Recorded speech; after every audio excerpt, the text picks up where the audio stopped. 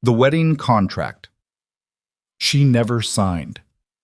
Elena Rossi stood in a boardroom surrounded by men who'd already decided her fate, a marriage contract bearing her signature on a document she'd never seen.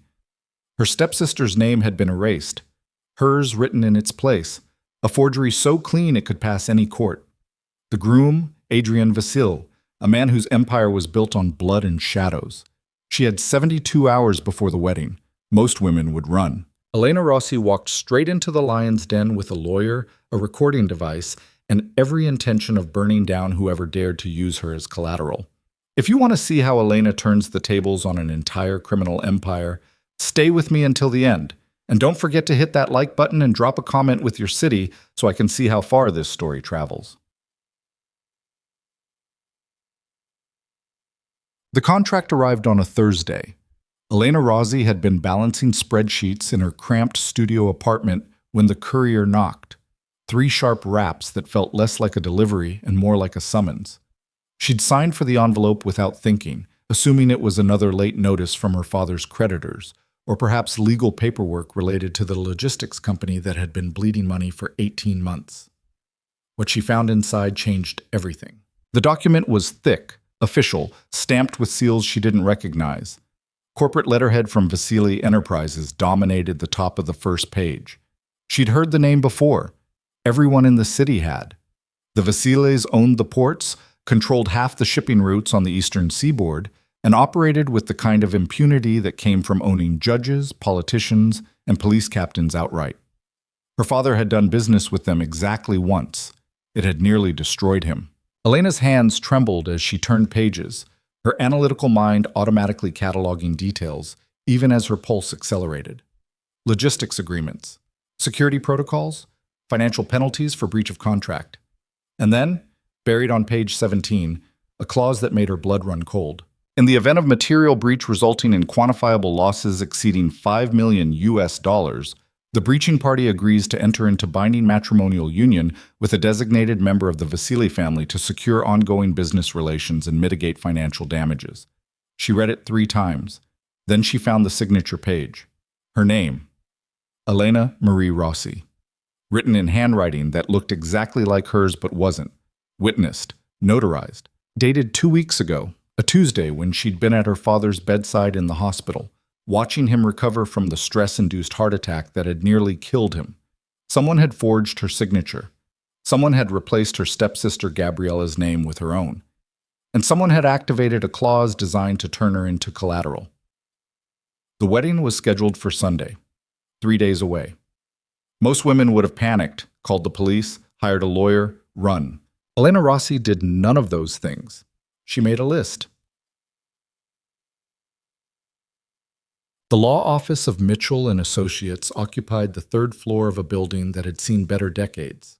The carpet was worn, the receptionist looked exhausted, and the coffee tasted like it had been brewed during the previous administration. But David Mitchell was thorough, discreet, and most importantly, he owed Elena's father a favor from years ago when Antonio Rossi had testified as an expert witness in a shipping fraud case. Mitchell studied the contract for 20 minutes without speaking. His expression grew progressively grimmer. "This is extraordinary work," he finally said, setting down his reading glasses. "The forgery, I mean. Whoever did this had access to multiple samples of your handwriting, understood pressure points and stroke patterns, and knew exactly how to manipulate the witness and notary process." "Can we void it?" Elena asked. She sat perfectly still, her hands folded in her lap, her voice calm despite the hurricane raging beneath her composure. "We can try, but the Vasilis—" Mitchell hesitated. "Elena, these aren't people who respond well to legal challenges. They own the judges who'd hear this case. And even if we found an honest one, the timeline doesn't work in our favor. 3 days isn't enough to file motions, gather evidence, schedule hearings. I have evidence." Elena opened her bag and produced a folder containing hospital records, security footage from the medical center showing her presence there, on the date the document was supposedly signed, and sworn statements from 2 nurses who'd been on duty that day. Mitchell's eyebrows rose. "You assembled this since yesterday?" "Since this morning." He smiled despite himself. "You're your father's daughter." Then the smile faded. "But it still might not matter. The Vasilis operate above the law, not within it. If they want this marriage to happen, then I need to understand why. Elena leaned forward. This clause is absurd. Medieval. No modern contract would include matrimonial penalties for business breaches, which means someone added it specifically. Someone who wanted this exact outcome. You think the breach was staged? I think my father's company lost a shipment worth exactly $5 million in a security failure that conveniently triggered this clause exactly when my stepsister was supposed to be getting married to settle my father's debts. Elena's voice remained steady, but her eyes blazed. Gabriella's name was on the original contract. I've seen my father's correspondence. He agreed to the arrangement to save the company. She was willing to play the dutiful daughter for the family business. So why change it to you? That's what I intend to find out.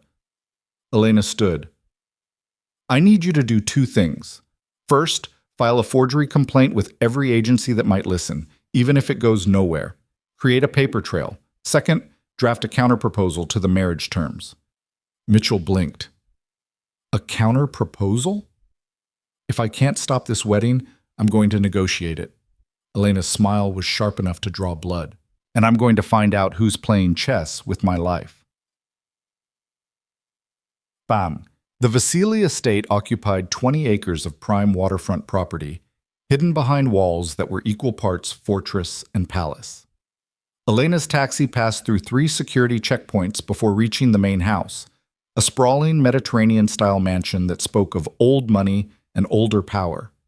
She'd called ahead, made an appointment, used language carefully designed to intrigue rather than threaten. The butler who answered the door looked like he could break her spine without wrinkling his suit, but he was professional, courteous, and led her through marble hallways lined with art that belonged in museums. Adrian Vasilou was waiting in a study that smelled of leather and expensive whiskey. He was younger than she'd expected, mid-30s perhaps, tall, with the kind of controlled physicality that suggested military training or combat sports. Dark hair, darker eyes, and a face that would have been handsome if it weren't so carefully devoid of expression. He didn't stand when she entered, didn't offer his hand, simply gestured to the chair across from his desk with the casual authority of a man accustomed to absolute obedience. Elena sat without being asked twice. She placed her folder on the desk between them. Miss Rosie. His voice was quiet, precise, with an accent she couldn't quite place. You requested this meeting. I'm curious why. Because in 3 days, I'm supposed to marry you. Elena met his gaze without flinching. And I'd like to understand why you're marrying a woman who never agreed to it. Something flickered in those dark eyes, surprise maybe, or respect. The contract, he began, is a forgery. Elena opened the folder and slid documents across the desk. Hospital records placing me 60 miles away on the signing date, security footage, witness statements, handwriting analysis from 2 independent experts showing the signature isn't mine. Adrian studied the documents with the same careful attention Mitchell had shown, but his face revealed nothing. Interesting, he said finally. Is that all? Elena's voice sharpened. I just proved someone forged a legal document to force me into marriage with you, and your response is, interesting? Because it is. Adrian closed the folder and looked at her with something that might have been approval. Most people in your situation would threaten lawsuits, make demands, or attempt blackmail. You brought evidence, logic. You're trying to understand the game board before you make your move. There shouldn't be a game board. There should be criminal charges against whoever forged my signature. Agreed. Adrian stood and walked to the window overlooking the estate grounds. Unfortunately, the situation is more complex than you realize. Then explain it to me. He was silent for a long moment. When he spoke, his voice carried a weight that hadn't been there before. Your father's company suffered a breach 6 weeks ago. A shipment containing items worth approximately $5 million went missing during transport. The loss triggered penalty clauses in our agreement, standard business practice in my industry. Your industry being organized crime. Adrian's smile was cold. My industry being logistics, security, and asset management. The criminal enterprise is a convenient myth maintained by law enforcement agencies that can't prove their suspicions. Convenient, Elena echoed dryly. The breach, Adrian continued, ignoring her tone, was suspicious from the start. Too clean, too convenient. Our security protocols are extensive. The probability of such a failure occurring naturally is statistically negligible. Elena's mind raced ahead. You think it was staged? I'm certain of it. Adrian turned from the window. What I don't know is by whom or why. The matrimonial clause was added to the contract 8 months ago, long before your father's financial troubles began. At the time, it seemed like an archaic formality, the kind of symbolic gesture that seals old-world business relationships. My stepsister's name was on it originally. Was it? Adrian's expression sharpened. You're certain? My father showed me the correspondence. Gabriella agreed to the arrangement as part of the debt settlement. Adrian moved to his desk and pulled up something on his computer. His fingers moved quickly across the keyboard, bringing up scanned documents. The version I have shows your name. It's been your name since the clause was added. Elena's stomach dropped. That's impossible. Is it? Adrian turned the screen toward her. The document was identical to the one she'd received, except the date showed it had been filed 8 months ago. Her name in the matrimonial clause, her signature on the witness page. Someone's been planning this for a long time, Adrian said quietly, and they've been very, very careful. Elena's hands clenched in her lap. Why me? Gabriella is the obvious choice. She's visible, social, connected to my father's business interests. I'm an accountant who works from home and avoids public events. I'm nobody. That's not true. Adrian's gaze was uncomfortably penetrating. I've had you investigated since this contract activated. You graduated top of your class with dual degrees in forensic accounting and business law. You've consulted on 3 major fraud cases in the past 2 years, recovering over $15 million in stolen assets. You have a mind for patterns, systems, and financial structures. You've been spying on me. I've been trying to understand why someone went to such extraordinary lengths to force this marriage. Adrian sat on the edge of his desk, his posture relaxing slightly. A decorative wife would be easy to manipulate, but someone with your skills, someone who can dissect financial networks and identify fraud, that's a threat, not an asset. Unless, Elena said slowly, the pieces clicking together, someone needs exactly those skills and wants them under your control. The silence that followed was electric. Or, Adrian said softly, someone is using you to destabilize me. Elena stood and began pacing, her mind working through scenarios. Your organization operates at the intersection of legitimate business and criminal enterprise. You need trust, stability, hierarchy. A forced marriage to a woman who's visibly hostile would undermine your authority, make you look weak, distracted, while creating legal and social complications that occupy my attention and resources, Adrian agreed. It's an elegant attack. Whoever designed this understands both business strategy and psychological warfare. Then we need to find them. Elena stopped pacing and faced him. Cancel the wedding. Give me access to your financial records, shipping manifests, and personnel files. I'll find the breach point, track the money, identify whoever orchestrated this. No. The single word hit like a physical blow. What do you mean, no? Elena's voice rose despite her best efforts. You just said, I said someone is using this situation to destabilize my organization. Canceling the wedding doesn't solve that problem. It confirms their strategy worked. Adrian's expression was unreadable. They've invested too much effort to stop now. If we don't marry, they'll trigger another crisis, escalate the pressure, and next time the target might be your father's life instead of his company. Ice water flooded Elena's veins. You're threatening my father? I'm stating facts. Adrian's voice was maddeningly calm. Whoever did this knows your pressure points. Your father's health is fragile. His business is failing. You're his weakness, and he's yours. They'll use that. Elena wanted to scream, to throw something, to storm out of this palace of lies and never look back. But the analytical part of her brain, the part that had solved impossible fraud cases and untangled financial conspiracies, knew he was right. Running wouldn't solve this. It would only make her a target. So what do you propose? She forced the words out through clenched teeth. Adrian reached into his desk and produced a different document. A prenuptial agreement. Revised terms. You marry me on Sunday as scheduled, but you do it as a partner, not a prisoner. Elena took the document with shaking hands. The terms were extraordinary. Full financial independence, separate residences within the estate if desired, complete access to all business records related to the breach investigation, protection for her father and his company, backed by Vasile Resources, and a dissolution clause that could be triggered by either party with 30 days' notice once the conspiracy was resolved. "You're offering me everything I'd need to destroy you from the inside," Elena said slowly. "Yes." Adrian's dark eyes held hers. "Because I don't think you will. I think you'll do exactly what you promised, find whoever orchestrated this and burn their operation to the ground.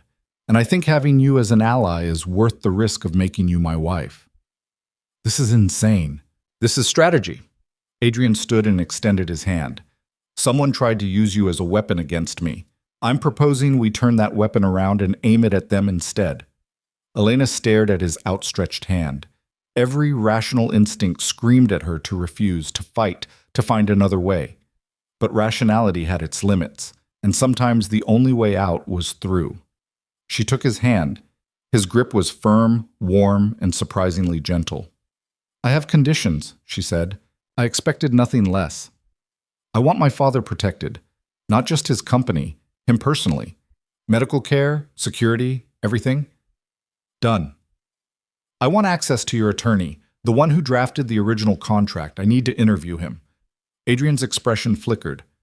"Marcus has been with my family for 20 years. Then he'll have nothing to hide." Elena's voice was steel. "But someone added that matrimonial clause and filed false documents. I need to know if he was complicit or compromised." A long pause. Then, "Agreed, but I'll be present during the interview." "Fine. And one more thing." Elena released his hand and stepped back. "This marriage stays professional until we find whoever did this. Separate bedrooms, clear boundaries. I'm not playing house while someone's playing chess with our lives." "Understood." Adrian's smile was thin but genuine. "Though I should warn you, my family will expect certain appearances to be maintained. Public events, social obligations. Will need to be convincing. I can act when necessary." "Good." Adrian moved to his desk and pressed a button on his phone. "Then we have 3 days to prepare. I'll have my security team compile everything related to the breach. Personnel files, shipping records, surveillance footage. You'll have full access starting tomorrow." The butler appeared in the doorway. "Constantine will show you out," Adrian said. "I'll send a car for you Sunday morning. The ceremony is scheduled for 8 p.m. Elena nodded and turned to leave, but at the doorway, she paused. "Mr. Vasile?" "Adrian," he corrected. "We're getting married in 3 days. You should probably use my first name." "Adrian, then." She looked back at him, her expression unreadable. "When we find whoever did this, what happens to them?" His smile vanished. What replaced it was something darker, colder, and infinitely more dangerous. "That depends on who they are and what they've done," he said quietly. "But I can promise you this, Elena. They will regret ever using you as a pawn in their game." It wasn't a threat. It was a guarantee. Yeah. The car ride back to her apartment took 40 minutes. Elena spent 39 of them reviewing the prenuptial agreement on her phone, searching for loopholes, hidden clauses, or traps. She found none. It was impossibly exactly what Adrian had promised. A partnership agreement disguised as a marriage contract. Her phone buzzed with a text from her father. "Where are you? We need to talk." Elena closed her eyes and leaned her head against the window. She hadn't told him about the contract yet, hadn't explained what was happening in 3 days. "How did you tell your father you were marrying a criminal to save his life?" The apartment was dark when she arrived. She made tea she didn't drink and stood at her window overlooking the city, watching lights flicker in buildings where normal people lived normal lives. Her laptop chimed with an incoming email. The sender was listed as V Security. The subject line read, "Breach Investigation Files. Authorized Access."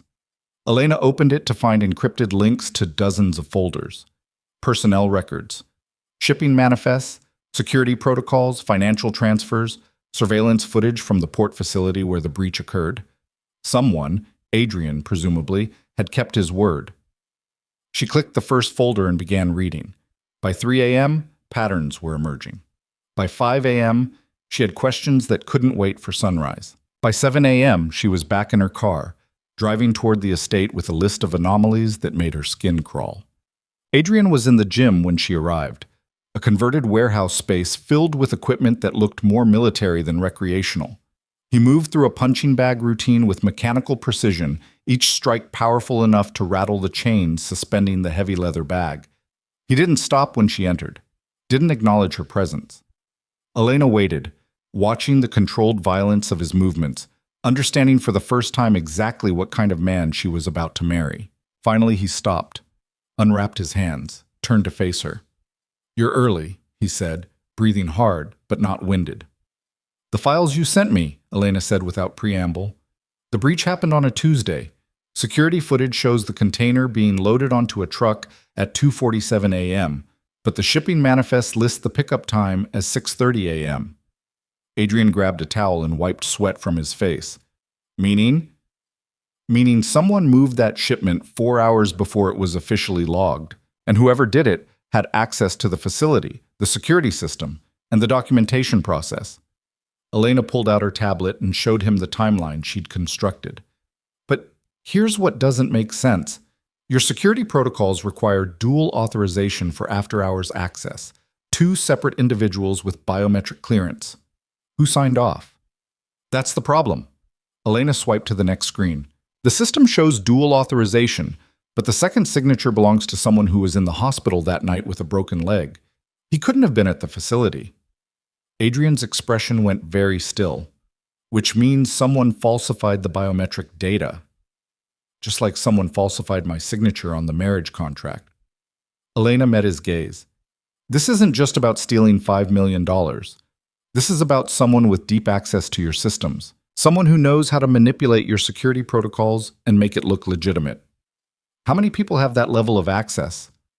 According to your files, 17. Elena pulled up the list. But only 6 of them were in the city the night of the breach, and only 3 of those 6 had any connection to the contract negotiations with my father's company. Adrian's jaw tightened. "Show me." She walked him through it. The overlapping timelines, the suspicious access patterns, the 2 convenient coincidences that individually meant nothing but collectively painted a damning picture. "It's not proof," Elena finished, "but it's a pattern, and patterns reveal intent." Adrian stared at the tablet for a long moment.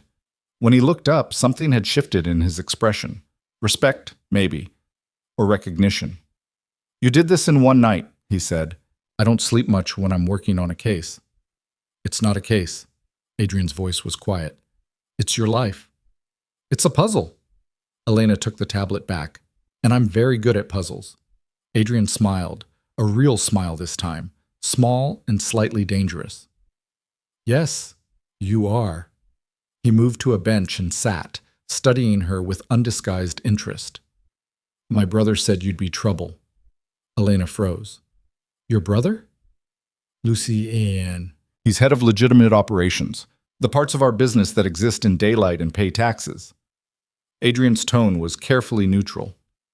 "He was involved in the contract negotiations with your father.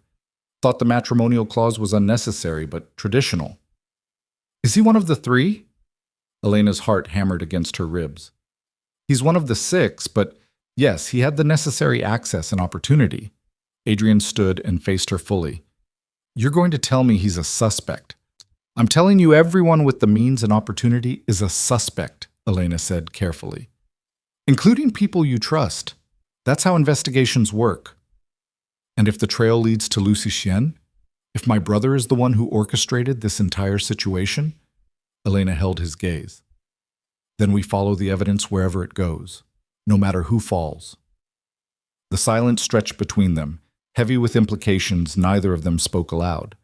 Finally, Adrian nodded. "Sunday night, after the ceremony, there's a family dinner. The entire Vasily organization will be there. Legitimate business, shadow operations, everyone who matters. Lucien will be there. You want me to observe.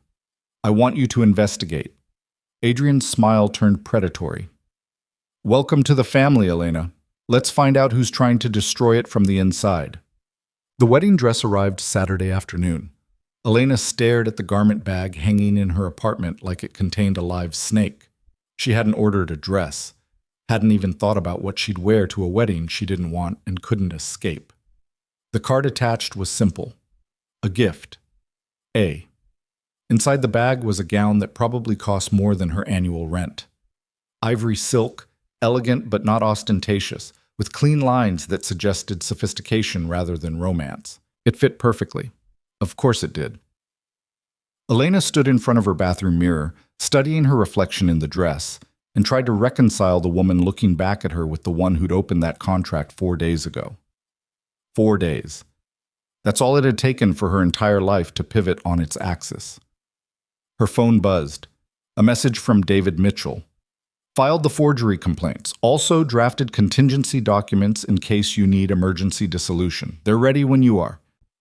Another message. This one from an unknown number. Car will arrive at 7 p.m. Ceremony is private. Family only. Constantine, she assumed. The terrifyingly efficient butler. A third message from her father. I'm sorry, Tesoro. I never meant for this to happen. Elena's hands shook as she typed her response. I know, Papa. I love you. And I'm going to fix this. She didn't know if that was true, but she was going to try. The ceremony took place in a chapel on the estate grounds, a small stone building that looked like it had been imported from Europe stone by stone. Candles flickered in the gathering darkness. A handful of witnesses stood in the pews, faces Elena didn't recognize, wearing expensive suits and expressions of careful neutrality. Adrian waited at the altar in a black suit that made him look like the dangerous man he was. There was no music, no flowers, no pretense that this was anything other than what it was. A transaction, a strategy, a necessary alliance. Elena walked down the aisle alone, her chin high, her hand steady. When she reached Adrian, he extended his hand. She took it. The officiant spoke words that blurred together, traditional vows that felt absurd given the circumstances. When it came time for the rings, Adrian produced simple platinum bands that looked nothing like the ostentatious jewelry she'd expected. Do you, Elena Marie Rossi, take this man? I do, she said, cutting off the question. Adrian's eyes flickered with something that might have been amusement. Do you, Adrian Michael Vasile? I do. Then by the power vested in me, I pronounce you husband and wife. No kiss, no applause. Just a moment of silence that felt like standing on the edge of a cliff. Then it was done. Elena was a Vasile, and somewhere in the shadows of this empire, someone was celebrating their victory. But Elena Rossi, Elena Vasile now, had never been good at losing. She squeezed Adrian's hand once, a silent promise. The game was just beginning. The reception hall blazed with crystal chandeliers and the muted conversations of people who lived in shadows. Elena stood beside Adrian, her hand resting lightly in the crook of his arm, playing the role of bride with a precision that would have impressed any actress. She smiled when appropriate, nodded at introductions she'd forget immediately, and cataloged every face, every interaction, every micro-expression that crossed the features of the people who called themselves family. The Vasile Empire had turned out in force. You're doing well, Adrian murmured, his voice pitched low enough that only she could hear. Most people would be terrified. Most people haven't spent 3 years testifying against fraud networks in federal court, Elena replied, her smile never wavering. This is just another performance. Is it? His dark eyes studied her with uncomfortable intensity. Or are you genuinely this composed under pressure? Before she could answer, a man approached, tall, golden-haired, with a smile that belonged in advertisements for luxury watches or expensive cologne. He moved through the crowd with easy confidence, drawing eyes and deferential nods. Brother, he embraced Adrian with what appeared to be genuine affection. Congratulations, though I'll admit the speed of this wedding caught everyone by surprise. Lucien. Adrian's tone was cordial but controlled. I don't believe you've been formally introduced to my wife. The word felt strange in Elena's ears. Foreign. Final. Lucien turned that brilliant smile on her, and Elena felt the full force of charisma weaponized into social grace. Elena, I've heard extraordinary things about you, though I confess I expected someone more traditional. Traditional? Elena kept her voice pleasant, curious. How so? Well, arranged marriages usually involve decorative brides who understand their ornamental purpose. Lucien's smile never wavered, but something sharp glinted behind his eyes. You have a reputation for being decidedly unornamental. Forensic accounting, fraud investigation, not exactly the typical resume for a Vasile wife. Perhaps that's why Adrian chose me. Elena matched his smile with one equally practiced. Though I understand you were involved in the contract negotiations with my father, you must have known what skills I brought to the table. For just a fraction of a second, Lucien's expression flickered. Then the charm snapped back into place. I negotiated the logistics arrangement with Antonio. The matrimonial clause was Adrian's addition, an old-world gesture I thought unnecessary but traditional. I had no idea it would actually be activated. Neither did I, Elena said softly, since my signature was forged. The silence that followed lasted 3 heartbeats. Adrian's hand tightened almost imperceptibly on her arm. Lucien's smile froze, then widened. Forged? That's a serious accusation. It's a serious crime, Elena agreed. Someone went to considerable effort to ensure I'd stand here tonight instead of my stepsister. I'm very interested in discovering who and why. As are we all. Lucien glanced at Adrian. Though perhaps the wedding reception isn't the ideal venue for fraud investigations. People might get the wrong impression about family harmony. Family harmony, Adrian said quietly, requires trust, and trust requires honesty. The 2 brothers stared at each other, some unspoken communication passing between them that Elena couldn't decipher. Then Lucien laughed, a smooth, practiced sound. Of course. Well, I look forward to getting to know you better, Elena. I suspect you'll keep things very interesting around here. He raised his champagne glass in a mock toast. To new beginnings and unexpected alliances. He melted back into the crowd before Elena could respond. That was either a warning or a threat, she said. Possibly both. Adrian guided her toward the edge of the room, away from the densest clusters of guests. Lucien is brilliant at saying everything and nothing simultaneously. It's what makes him effective in legitimate business. He can negotiate with corporate executives and leave them feeling like they've won even when they've lost. He's also charming enough to deflect suspicion. Elena watched Lucien work the room, noting how people gravitated toward him, how easily he commanded attention. If he orchestrated this, he's playing a very dangerous game. If he orchestrated this, he won't stop at forgery and theft. Adrian's voice went cold. Lucien doesn't think small. Whatever he's planning, the marriage is just the opening move. Elena turned to face him fully. Then we need to force his hand. Make him commit to the next phase before he's ready. How? By giving him exactly what he wants. Elena's mind raced through scenarios, testing variables, calculating probabilities. He expects me to investigate quietly, to play the dutiful wife while searching for evidence. What if I do the opposite? What if I make it very public that I'm auditing the entire Vasily financial network? Adrian's eyes narrowed. That would put a target on your back. It would also force whoever orchestrated this to react. Right now, they're watching, waiting, seeing how I'll respond. If I go on offense, they'll have to defend. Elena gestured to the room full of criminals in expensive suits. Your family respects power. I need to demonstrate I'm not afraid to use mine. You realize that could get you killed. Only if I don't see the attack coming. Elena's smile was sharp. I'm very good at seeing attacks coming. Adrian studied her for a long moment, and Elena wondered what he saw. The accountant who'd walked into his office 4 days ago, or the woman who'd just declared war on an invisible enemy in a room full of witnesses. There's a reason I agreed to this marriage, he said finally. You're either the bravest person I've ever met, or the most reckless. I haven't decided which. Can I be both? His laugh was unexpected, genuine. Yes, I suppose you can.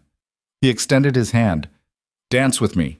Let's give them something to talk about besides fraud investigations. Elena hesitated, then took his hand. The orchestra shifted into something slow and elegant as Adrian led her onto the floor. Other couples joined them, but Elena was hyper-aware of the space they occupied, the eyes tracking their movement, the whispered conversations that paused when they passed. You dance well, Adrian noted. Where did an accountant learn to waltz? My mother insisted on lessons. She believed elegance was a survival skill. Elena followed his lead effortlessly, muscle memory overriding anxiety. She died when I was 16. Turns out she was right about the survival part. I'm sorry. Adrian's grip was steady, guiding her through turns with practiced ease. My mother died when I was 12. Cancer. My father followed her 3 years later, heart attack during a business negotiation. Leaving you to run an empire at 15. Leaving me to survive an empire at 15, Adrian corrected. Running it came later after I'd eliminated the people who thought a teenager couldn't hold power. Elena looked up at him, seeing past the controlled exterior to the steel beneath. How many did you have to eliminate? Enough to ensure no one questioned my authority again. His expression was unreadable. Does that frighten you? It should, Elena admitted. But I've spent years documenting what people do to each other for money and power. Violence is just another variable in the equation. You're very clinical about human nature. I'm very realistic about it. Elena followed him through another turn, their bodies moving in synchronized precision. People are predictable when you understand their motivations. Fear, greed, ambition, revenge. Reduce someone to their core drive, and their actions become mathematical. And what's your core drive, Elena? What reduces you to mathematics? The question caught her off guard.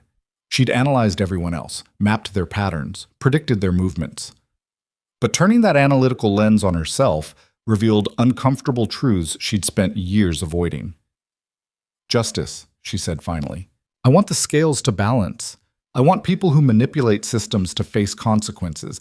I want control, Adrian finished. In a chaotic world, you want to impose order through evidence and logic. Is that so wrong? It's survival. Adrian's dark eyes held hers. We're more alike than you want to admit. You impose order through investigation. I impose it through force. Different methods, same objective. The music swelled, then faded. The dance ended, but neither of them moved, frozen in a moment that felt suspended outside time and circumstance. Then someone cleared their throat nearby. Adrian, a word? The man who'd interrupted was older, silver-haired, with the kind of distinguished appearance that came from expensive tailoring and professional authority. He wore a lawyer's practiced smile and carried himself with the confidence of someone who'd never heard the word no. Marcus. Adrian's tone cooled several degrees. This is my wife, Elena. Elena, Marcus Thornton, the family attorney. The man who drafted the original contract, the one Elena needed to interview. Mrs. Vasil. Marcus extended his hand. Congratulations. Though I must say the circumstances are highly unusual. Elena shook his hand, noting the firm grip, the steady eye contact, the complete absence of discomfort. Either he was innocent or he was exceptional at deception. Unusual is an interesting word for forged documents and fabricated clauses, Elena said pleasantly. I'm looking forward to discussing the contract's evolution with you. Perhaps Monday morning? I have several questions about authentication protocols. Marcus's smile never wavered. Of course. Though I should mention that all documents were properly executed according to standard procedures. Any suggestion otherwise would require extraordinary proof. I have extraordinary proof. Elena's voice remained light, conversational. Hospital records, witness statements, handwriting analysis. Would you like me to email the files, or would you prefer to review them in person? The smile finally cracked. In person would be appropriate. Shall we say 10 o'clock? Perfect. Elena turned back to Adrian. I should check on my father. He texted earlier. Wanted to make sure I was surviving. I'll have Constantine arrange a car for tomorrow, Adrian said. You should spend time with him. Reassure him that you're safe. Elena nodded and moved away, weaving through clusters of guests toward the exit. But she didn't leave immediately. Instead, she positioned herself near a marble column where she could observe without being obvious. Marcus leaned close to Adrian, his voice too low to hear, but his body language spoke volumes, tense shoulders, quick gestures, defensive posture. Adrian listened without visible reaction, then said something that made Marcus's expression tighten further. The attorney left quickly after that, cutting through the crowd with barely concealed agitation. Elena filed that interaction away for later analysis and continued toward the exit. But she'd barely made it to the doorway when a woman's voice stopped her. You're braver than you look. Then, Elena turned to find a striking woman in her late 30s, dark hair pulled back in a severe bun, wearing a black dress that looked more like armor than fashion.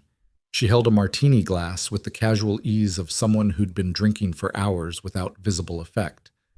"I'm sorry?" Elena said. "Marina Volkov." The woman didn't offer her hand. "Head of Security Operations, I've been watching you all evening. Should I be flattered or concerned?" "Both." Marina's smile was razor thin. "You're conducting reconnaissance, cataloging faces, analyzing interactions, building psychological profiles. I do the same thing professionally, so I recognize the pattern." Elena decided honesty was the best strategy. "If someone forged my signature to force this marriage, I'd be stupid not to investigate everyone with means and opportunity." "Agreed." Marina sipped her martini. "Which is why I'm offering you a gift." "What kind of gift?" "Information." Marina glanced around, ensuring no one was within earshot.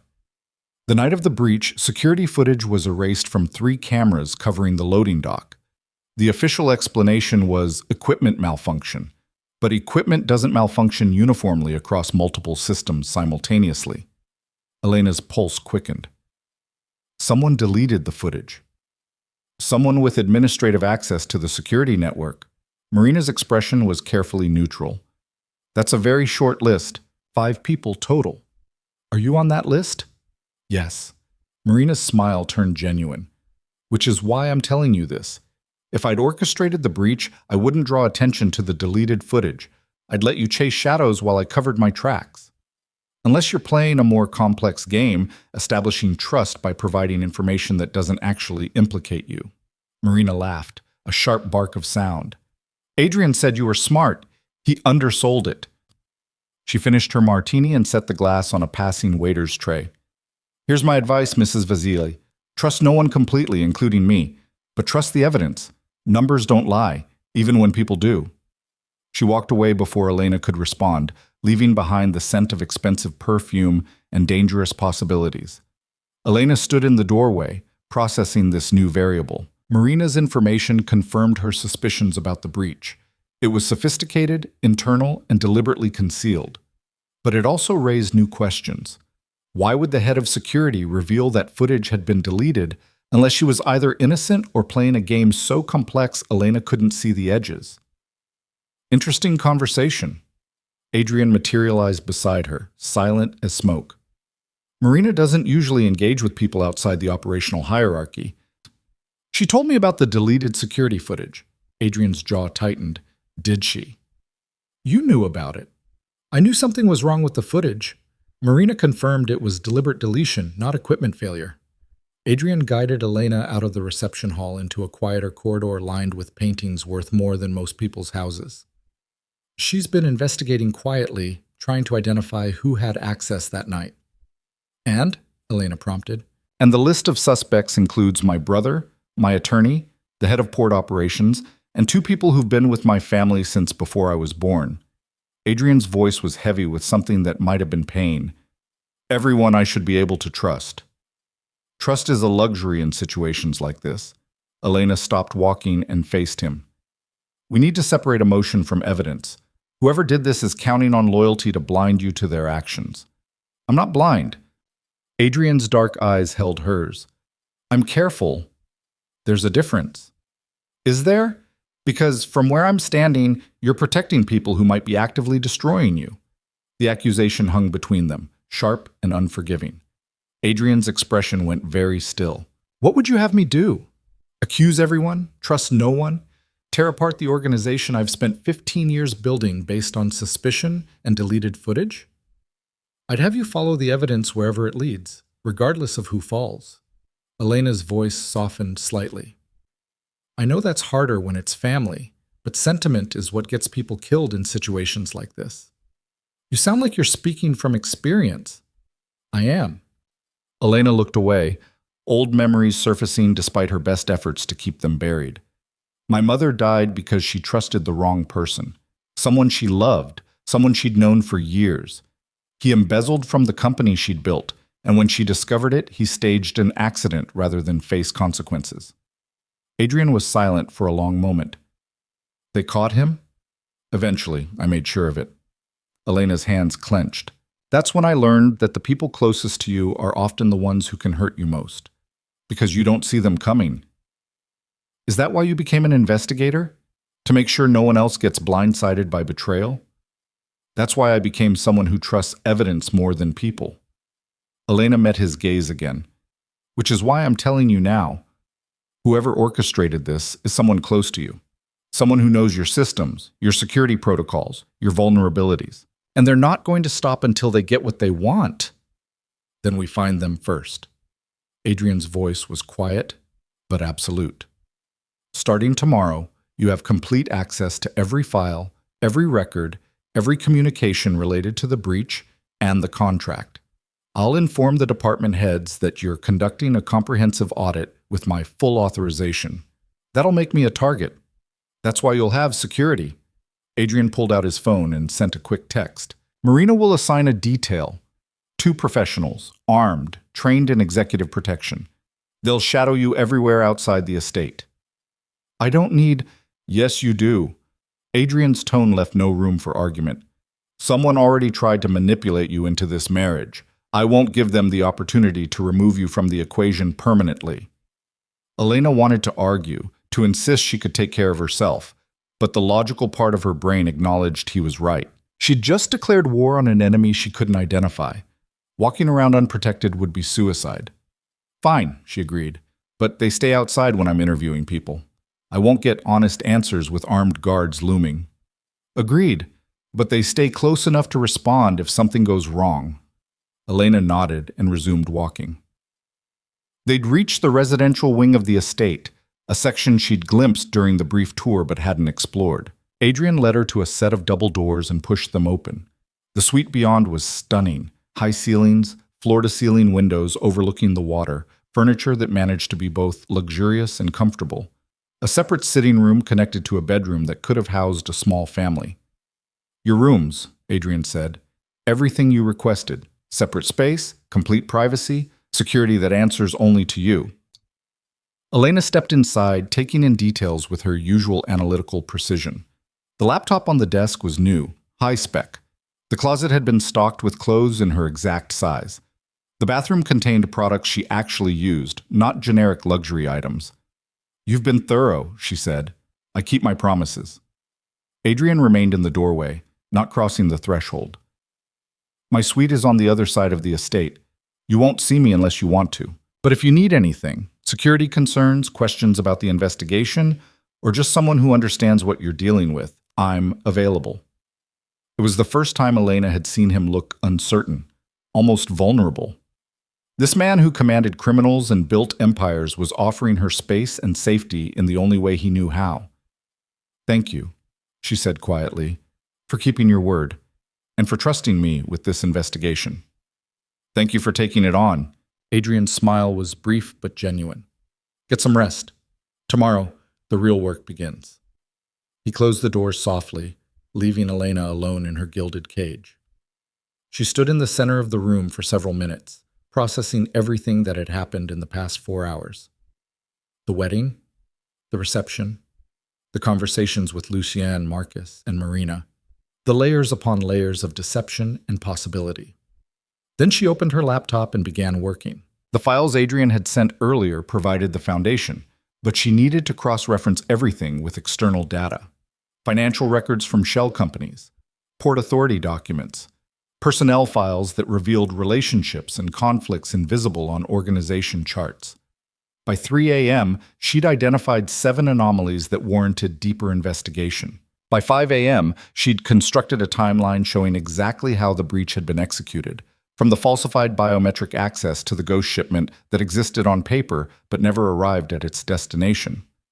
By 7 a.m., she had a theory that made her blood run cold. Someone wasn't just stealing from the Vasily Empire. They were systematically dismantling it from the inside, using legitimate operations as cover for a network of fraud so complex it would take months to fully untangle. And the marriage, her marriage, was designed to either distract Adrian or compromise his authority long enough for the final phase of the operation to complete. Elena stared at her screen, watching patterns resolve into terrible clarity. Whoever orchestrated this wasn't just good. They were brilliant. And they were still inside the organization, watching, waiting, preparing their next move. Her phone buzzed with a message from Adrian. Breakfast at 8 if you want to compare notes. Or sleep if you need it. Your choice. Elena glanced at the clock, realized she'd worked through the entire night, and felt the exhaustion hit her like a physical blow. But her mind was racing too fast for sleep. She typed back, "Breakfast. I have something you need to see." His response came immediately. Good or bad? Elena looked at the data spreading across her screens, the evidence of betrayal embedded in numbers and transactions that most people would never see. Complicated, she wrote. Very, very complicated. The sun rose over the water, turning the ocean into liquid gold. Elena showered quickly, changed into clothes that projected professional authority, and prepared for a conversation that would either move them closer to the truth or reveal just how deep the conspiracy went. Either way, there was no turning back now.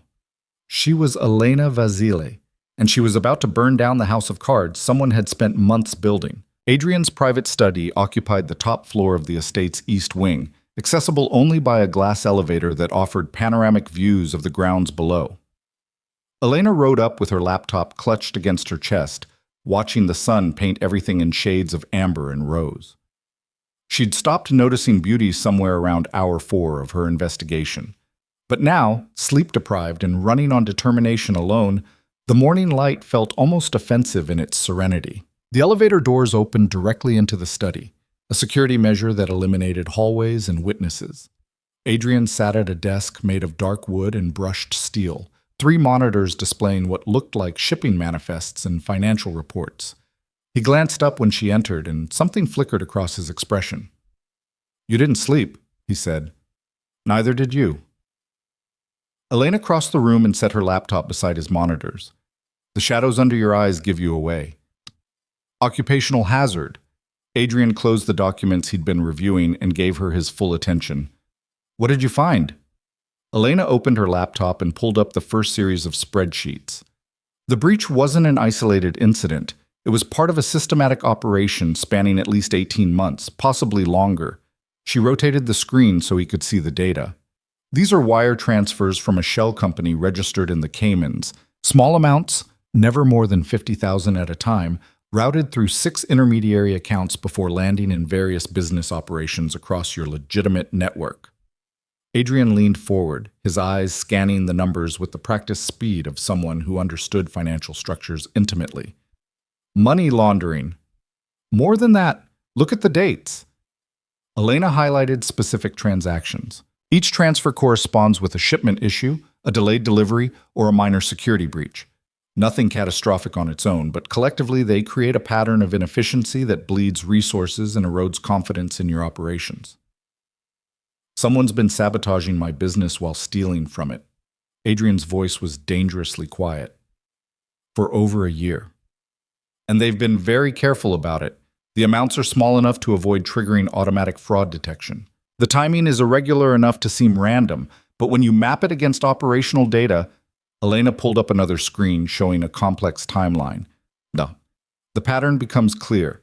Someone with intimate knowledge of your systems has been running a long-term extraction operation. Adrian stood and began pacing, his movements controlled but tense. How much? Approximately $8 million over 18 months, distributed across multiple accounts and business lines. Elena pulled up the final calculation. But the real damage isn't the theft, it's the operational degradation. Your shipping delays have cost you contracts. Security breaches have damaged client confidence. Competitors have been exploiting the perceived weakness. The marriage, Adrian said suddenly. It's not about the $5 million from the breach. That was just the trigger mechanism. Exactly. Elena felt a surge of validation that he'd reached the same conclusion. Whoever orchestrated this wanted you distracted, compromised, dealing with personal complications while they completed the final phase of their operation. A controversial marriage to a woman who's either hostile or incompetent would undermine your authority and create internal chaos. But they didn't account for you actually being competent. Adrian stopped pacing and looked at her with something that might have been respect or recognition, or both. You were supposed to be a trophy wife at best, a liability at worst. Instead, you're unraveling their entire scheme. Which means they'll have to respond. Elena closed her laptop. Once they realize I'm investigating, they'll either try to discredit me, remove me, or accelerate whatever endgame they're planning. Then we need to move first. Adrian returned to his desk and pulled up a document on his center monitor. The Family Council meets quarterly to review operations and resolve disputes. The next meeting is scheduled for Friday, 4 days from now. If we can present evidence of systematic fraud, we can force a vote to investigate. Who sits on this council? 7 members. Myself as head of operations. Lucien managing legitimate business. Marina overseeing security. 3 senior advisors who've been with the family for decades. And Marcus as legal counsel. Adrian's expression darkened. Any one of them could be compromised or complicit. Elena considered the politics of confrontation. If we accuse the wrong person without ironclad proof, they'll close ranks. We'll lose any chance of finding the truth. And if we wait too long, they'll destroy evidence or disappear. Adrian met her gaze. We need more than financial data. We need communications, physical evidence, something that directly ties a specific person to the fraud network. Marcus's office. Elena spoke the words as the idea formed. He drafted the original contract. He had access to my father's files, my personal information. If he's involved, there will be evidence in his records. Breaking into a lawyer's office is risky. If we're caught, we won't be caught if we do it legally. Elena's mind raced through possibilities. I'm your wife. I have legitimate reasons to review contracts, ask questions, request documentation. What if I schedule that interview with Marcus for tomorrow morning, but I arrive early? Say I got the time wrong. Most lawyers keep physical files in addition to digital records. If I can get a few minutes alone in his office, it's thin, Adrian said, but it might work. He pulled out his phone and typed something quickly. I'll have Constantine confirm the appointment for 9 a.m. You show up at 8, claim you misunderstood the time, and if Marcus is there early, then you conduct the interview and we try something else. Adrian's smile was cold. But Marcus is a creature of habit. He arrives at exactly 8:30 every morning, stops for coffee at the shop on the corner, reaches his office at 8:45. If you're waiting in the lobby at 8, the security guard will let you up. You're family now, after all. The word family still felt strange, counterfeit, like wearing someone else's identity. But Elena nodded and filed the timeline away for later execution. There's something else, she said. The shell company routing the stolen funds. It's registered to a trust with 3 beneficiaries. The names are hidden behind layers of corporate privacy, but the registration dates correspond with specific events in your family's history. Show me. Elena pulled up the trust documents. It was established 12 years ago, 3 months after your father's death, modified 8 years ago when your mother's estate was settled, and updated again 18 months ago, right when the systematic fraud began. Adrian stared at the screen, his expression unreadable. 12 years ago, I was 23. Lucien was 19. The organization was in chaos after our father's death. Half the family wanted to sell everything and disappear. The other half wanted to expand aggressively. What did you want? Survival. Adrian's voice was distant, remembering. I wanted to stabilize operations, eliminate threats, and prove I could lead. Lucien wanted to go legitimate. Thought we could transition everything into legal businesses and leave the criminal enterprise behind. But you disagreed. I thought it was naive. You can't just walk away from this world. The connections, the debts, the history. It follows you. Trying to go completely legitimate would have made us vulnerable to competitors who didn't share those scruples. Adrian looked at her. Lucien never forgave me for that decision. He manages the legitimate operations now, but I know he resents that the shadow business still exists. Resentment is motive, Elena said quietly, especially if he believes he could run things better without you. You think my brother has been systematically destroying my credibility to position himself for a takeover? It wasn't a question. I think someone with intimate knowledge of your operations, access to legal structures, and long-term strategic thinking has been executing a plan to destabilize your leadership. Elena chose her words carefully. Whether that's Lucien, Marcus, or someone else entirely, the evidence will tell us. But we can't eliminate suspects based on personal loyalty. Adrian was silent for a long moment. When he spoke, his voice carried a weight that made Elena's chest tighten. When I was 15, Lucien covered for me after I killed a man. The confession came without preamble, without justification. Our father's competitor had sent an assassin. I was faster, luckier, more desperate. Afterward, I was covered in blood and shaking so hard I couldn't stand. Lucian found me, cleaned up the evidence, and never once suggested I was weak or scared or anything other than strong. Elena didn't know what to say. The image of a 15-year-old boy standing over a corpse, protected by his younger brother, was almost too visceral to process. "That's the Lucien I know," Adrian continued. "Loyal, protective, smart enough to understand necessity even when it's ugly. The idea that he'd betray me like this—" He stopped, jaw clenched. "It breaks something fundamental." "Then we prove it's not him," Elena said firmly. "We follow every lead, examine every possibility, and we don't stop until we know the truth. If Lucien is innocent, the evidence will show it.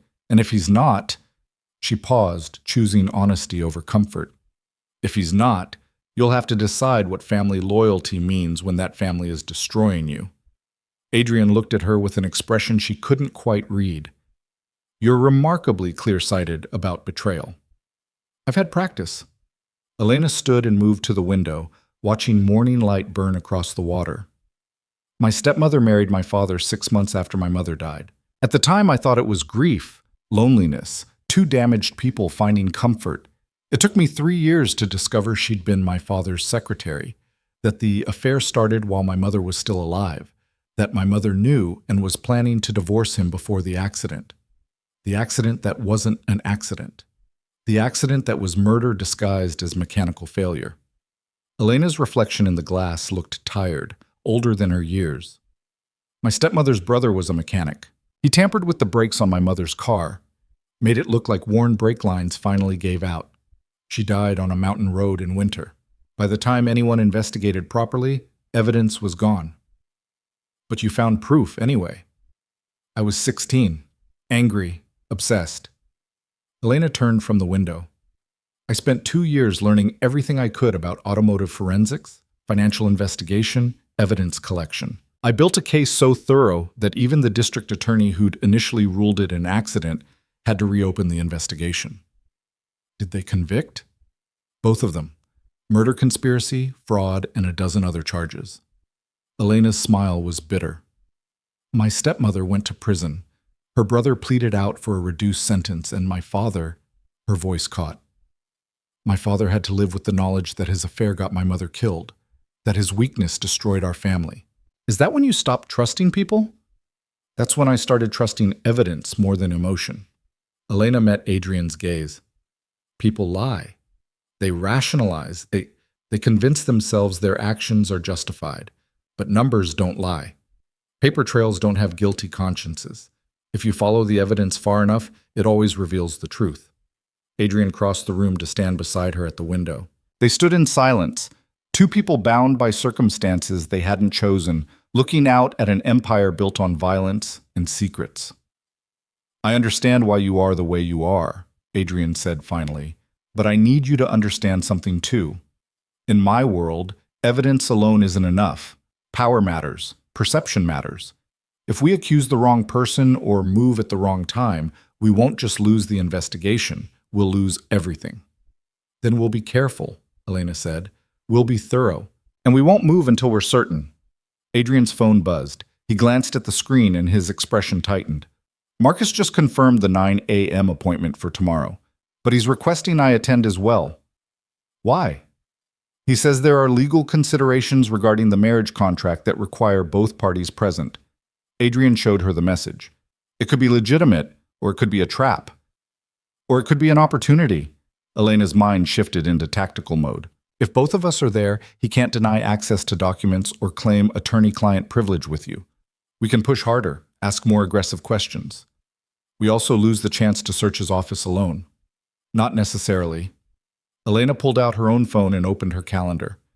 "What if I still arrive early? Say I wanted to review materials before the formal meeting? You arrive at 9 as scheduled. That gives me 30 minutes to 45 minutes alone while Marcus is getting his coffee, and then we have the official interview to press him on specifics." Adrian considered this. It could work, but if he's involved in the fraud, confronting him directly could accelerate whatever timeline he's operating on. "Good," Elena said. I want him rattled. Rattled people make mistakes. Mistakes create evidence. A ghost of a smile crossed Adrian's face. You're developing a taste for this. For what? Strategy. Manipulation. The game of it all. Adrian's dark eyes studied her. When you walked into my office 5 days ago, you were angry but controlled. Now you're hunting. I can see it in the way you think, the way you plan moves 3 steps ahead. Elena wanted to deny it, to insist she was just following evidence like she always did. But he was right. Something had shifted in her since that first confrontation. Some barrier between professional investigation and personal investment had dissolved. This wasn't just a case anymore. It was her life, her safety, her future on the line, and she was done being a pawn in someone else's game. If being married to you means learning to think like you, I'll adapt, she said. But don't mistake adaptation for approval. I'm still planning to dissolve this marriage the moment we catch whoever orchestrated it. Are you? Adrian's voice was quiet, almost gentle. Or are you starting to see possibilities you didn't expect? The question hung between them, loaded with implications Elena wasn't ready to examine, because he wasn't entirely wrong. Somewhere between the contract signing and this moment, her relationship with Adrian had evolved from adversarial to collaborative. She'd started trusting his judgment, valuing his insights, even finding strange comfort in his presence. That was dangerous. Emotional attachment created vulnerabilities, and vulnerabilities got people killed. We should focus on the investigation, Elena said, deliberately stepping back from whatever moment had been building. Tomorrow's interview with Marcus is critical. Tonight I want to map every financial connection between the shell companies and your legitimate operations. If there's a pattern in how money moves, it'll point toward who's controlling the flow. Adrian held her gaze for a moment longer, then nodded. I'll have Marina pull security footage from the port for the past 18 months. If the same people keep appearing during shipment irregularities, we can cross-reference with the financial data. And Lucie Isen? What about him? We need to interview him, directly, not at a family council, not in front of witnesses, just us and him asking hard questions. Elena watched Adrian's expression carefully. If he's innocent, he'll want to help. If he's guilty, he'll deflect or attack. Either way, we'll learn something. Adrian's jaw tightened. You want me to interrogate my brother based on circumstantial evidence. I want you to have a conversation with someone who has means, motive, and opportunity. Elena softened her tone slightly. I know it's difficult, but if we exempt people from investigation because of personal relationships, we'll never find the truth. And if the conversation destroys what's left of my relationship with Lucien, then it was already destroyed. You just didn't know it yet. Elena moved back to her laptop and began packing up. People don't betray you because of a single conversation. They betray you through choices made long before confrontation. All we're doing is revealing what's already there. Adrian was silent, processing this. Then, after the Marcus interview, if we find evidence connecting him to the fraud, I'll approach Lucien, but I do it my way, in my time. Understood?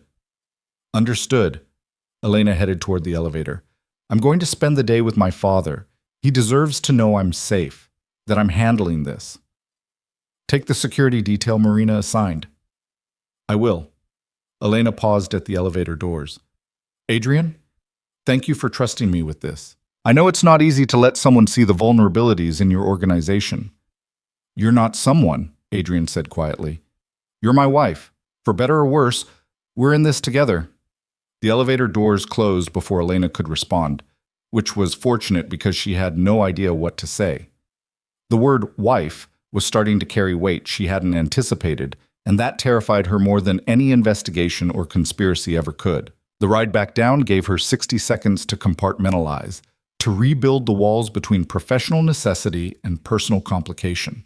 By the time she reached the ground floor, she'd locked everything dangerous back into the vault where emotions belonged. She had work to do. And feelings, as her mother had once told her, were a luxury she couldn't afford. The security detail Marina had assigned consisted of 2 women who looked like they could dismantle a tank with their bare hands. They introduced themselves as Reina and Sasha, maintained professional distance, and followed Elena to her suite without unnecessary conversation. When she emerged 30 minutes later, showered and dressed for a visit to her father's house, they flanked her like shadows, visible enough to deter threats, invisible enough not to draw attention. The drive to her father's modest home in the suburbs felt surreal. Just 5 days ago, this had been her world: small apartments, struggling businesses, the constant anxiety of unpaid bills and uncertain futures. Now she rode in a luxury car with armed guards, wore clothes worth more than her monthly rent, and carried the weight of an investigation that could topple a criminal empire. Her father was waiting on the porch when they arrived, looking older than she remembered. The heart attack had aged him, carved lines into his face that hadn't been there before. But his eyes lit up when he saw her, and Elena felt something in her chest crack open. "Tesoro," he said, pulling her into a hug that smelled like coffee and the aftershave he'd worn her entire life. "I've been so worried." "I'm okay, Papa." Elena held him tightly, aware of Reina and Sasha maintaining perimeter positions around the property. "I'm safe. I promise." Antonio Rossi pulled back and studied her face with a father's practiced eye. "You look tired, and you're lying about being okay." "I'm working on making things okay," Elena amended. She glanced at the security detail. "Can we talk inside?" They settled in the small living room that had witnessed every important conversation of Elena's childhood. Her father made tea, his solution to every crisis, and they sat in chairs that had belonged to Elena's mother, surrounded by photographs of a family that had once been whole. "Tell me everything," Antonio said. "And don't try to protect me. I'm the reason you're in this situation. I deserve the truth." So Elena told him. Not everything. She omitted details about the violence embedded in Adrian's world, the dangerous game she was playing with evidence and confrontation. But she explained about the forged contract, the systematic fraud, the investigation she'd undertaken. She watched her father's expression cycle through guilt, anger, fear, and finally something that looked like pride. "You're doing what your mother would have done," he said when she finished, "finding the truth no matter the cost." "Mama would have run," Elena said. "She would have found a way to void the contract and disappear." "No," Antonio shook his head firmly.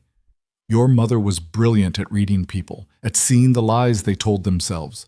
She would have done exactly what you're doing, used her position to expose the corruption." He paused. "She also would have been terrified the entire time, just like you are." Elena wanted to deny the fear, to insist she was handling everything with professional detachment. But this was her father, the one person who'd seen her at her worst and loved her anyway. "I'm scared I'm wrong about Adrian," she admitted. "That I'm trusting someone who's just as manipulative as whoever orchestrated this. That I'm being used in ways I can't even see yet." "Do you trust him?" Antonio asked. "I trust his self-interest," Elena said carefully. "He needs me to find the truth because it protects his empire. That alignment makes us allies, but it doesn't make us friends." "That's not what I asked." Her father's gaze was uncomfortably penetrating. "Do you trust him as a person? Not as a strategic partner, but as a man who might actually care about your well-being?" Elena thought about Adrian offering her freedom, negotiating terms that gave her power instead of taking it away, trusting her with evidence that could destroy him. She thought about the way he looked at her when he thought she wasn't paying attention, like she was a puzzle he wanted to solve, not to defeat, but to understand. "I don't know," she said honestly. "I don't know if trust is possible in a relationship that started with forgery and coercion. Your mother and I started with a lie," Antonio said quietly. "I was married to someone else when we met. An arranged marriage, loveless but binding. I should have ended it before pursuing Maria. Instead, I had an affair, got her pregnant with you, and only then divorced my first wife." His voice was heavy with old guilt. "Your mother had every reason not to trust me. But she chose to anyway, and we built something real from something broken." "Until your next affair destroyed it," Elena said, not unkindly. "Until my weakness destroyed everything," Antonio agreed. "But that doesn't negate the 15 years of real love that came before. People are complex, Elena. They can be both trustworthy and fallible. Adrian Vasile is a dangerous man who's committed terrible acts. But that doesn't mean he can't also be someone who keeps his promises to you." Elena sat with this, turning it over in her mind like evidence that didn't quite fit her theories. She'd spent so long seeing people as either trustworthy or dangerous, reducing them to simple categories that made decisions easier. But Adrian resisted categorization. He was brutal and honest, violent and controlled, criminal and strangely honorable. I need to go, she said, standing. I have more work to do before tomorrow's interview. Antonio pulled her into another hug. Be careful, Tesoro. And remember, the truth matters, but so does staying alive to tell it. I'll be careful, Elena promised. The drive back to the estate gave her time to process the conversation, to examine her own motivations and blind spots. By the time Reina and Sasha escorted her back to her suite, Elena had made a decision. She would trust Adrian exactly as far as the evidence supported. No more, no less. And if that trust was eventually betrayed, she'd do what she'd always done, rebuild from the wreckage and make sure the betrayer paid for it. She spent the rest of the day mapping financial networks, identifying shell companies within shell companies, tracing money through so many intermediary accounts that the original source became almost impossible to determine. Almost, but not quite. Not because somewhere in the labyrinth of corporate structures and offshore accounts, there was always a signature, a pattern unique to the person who designed it. By midnight, she'd found it.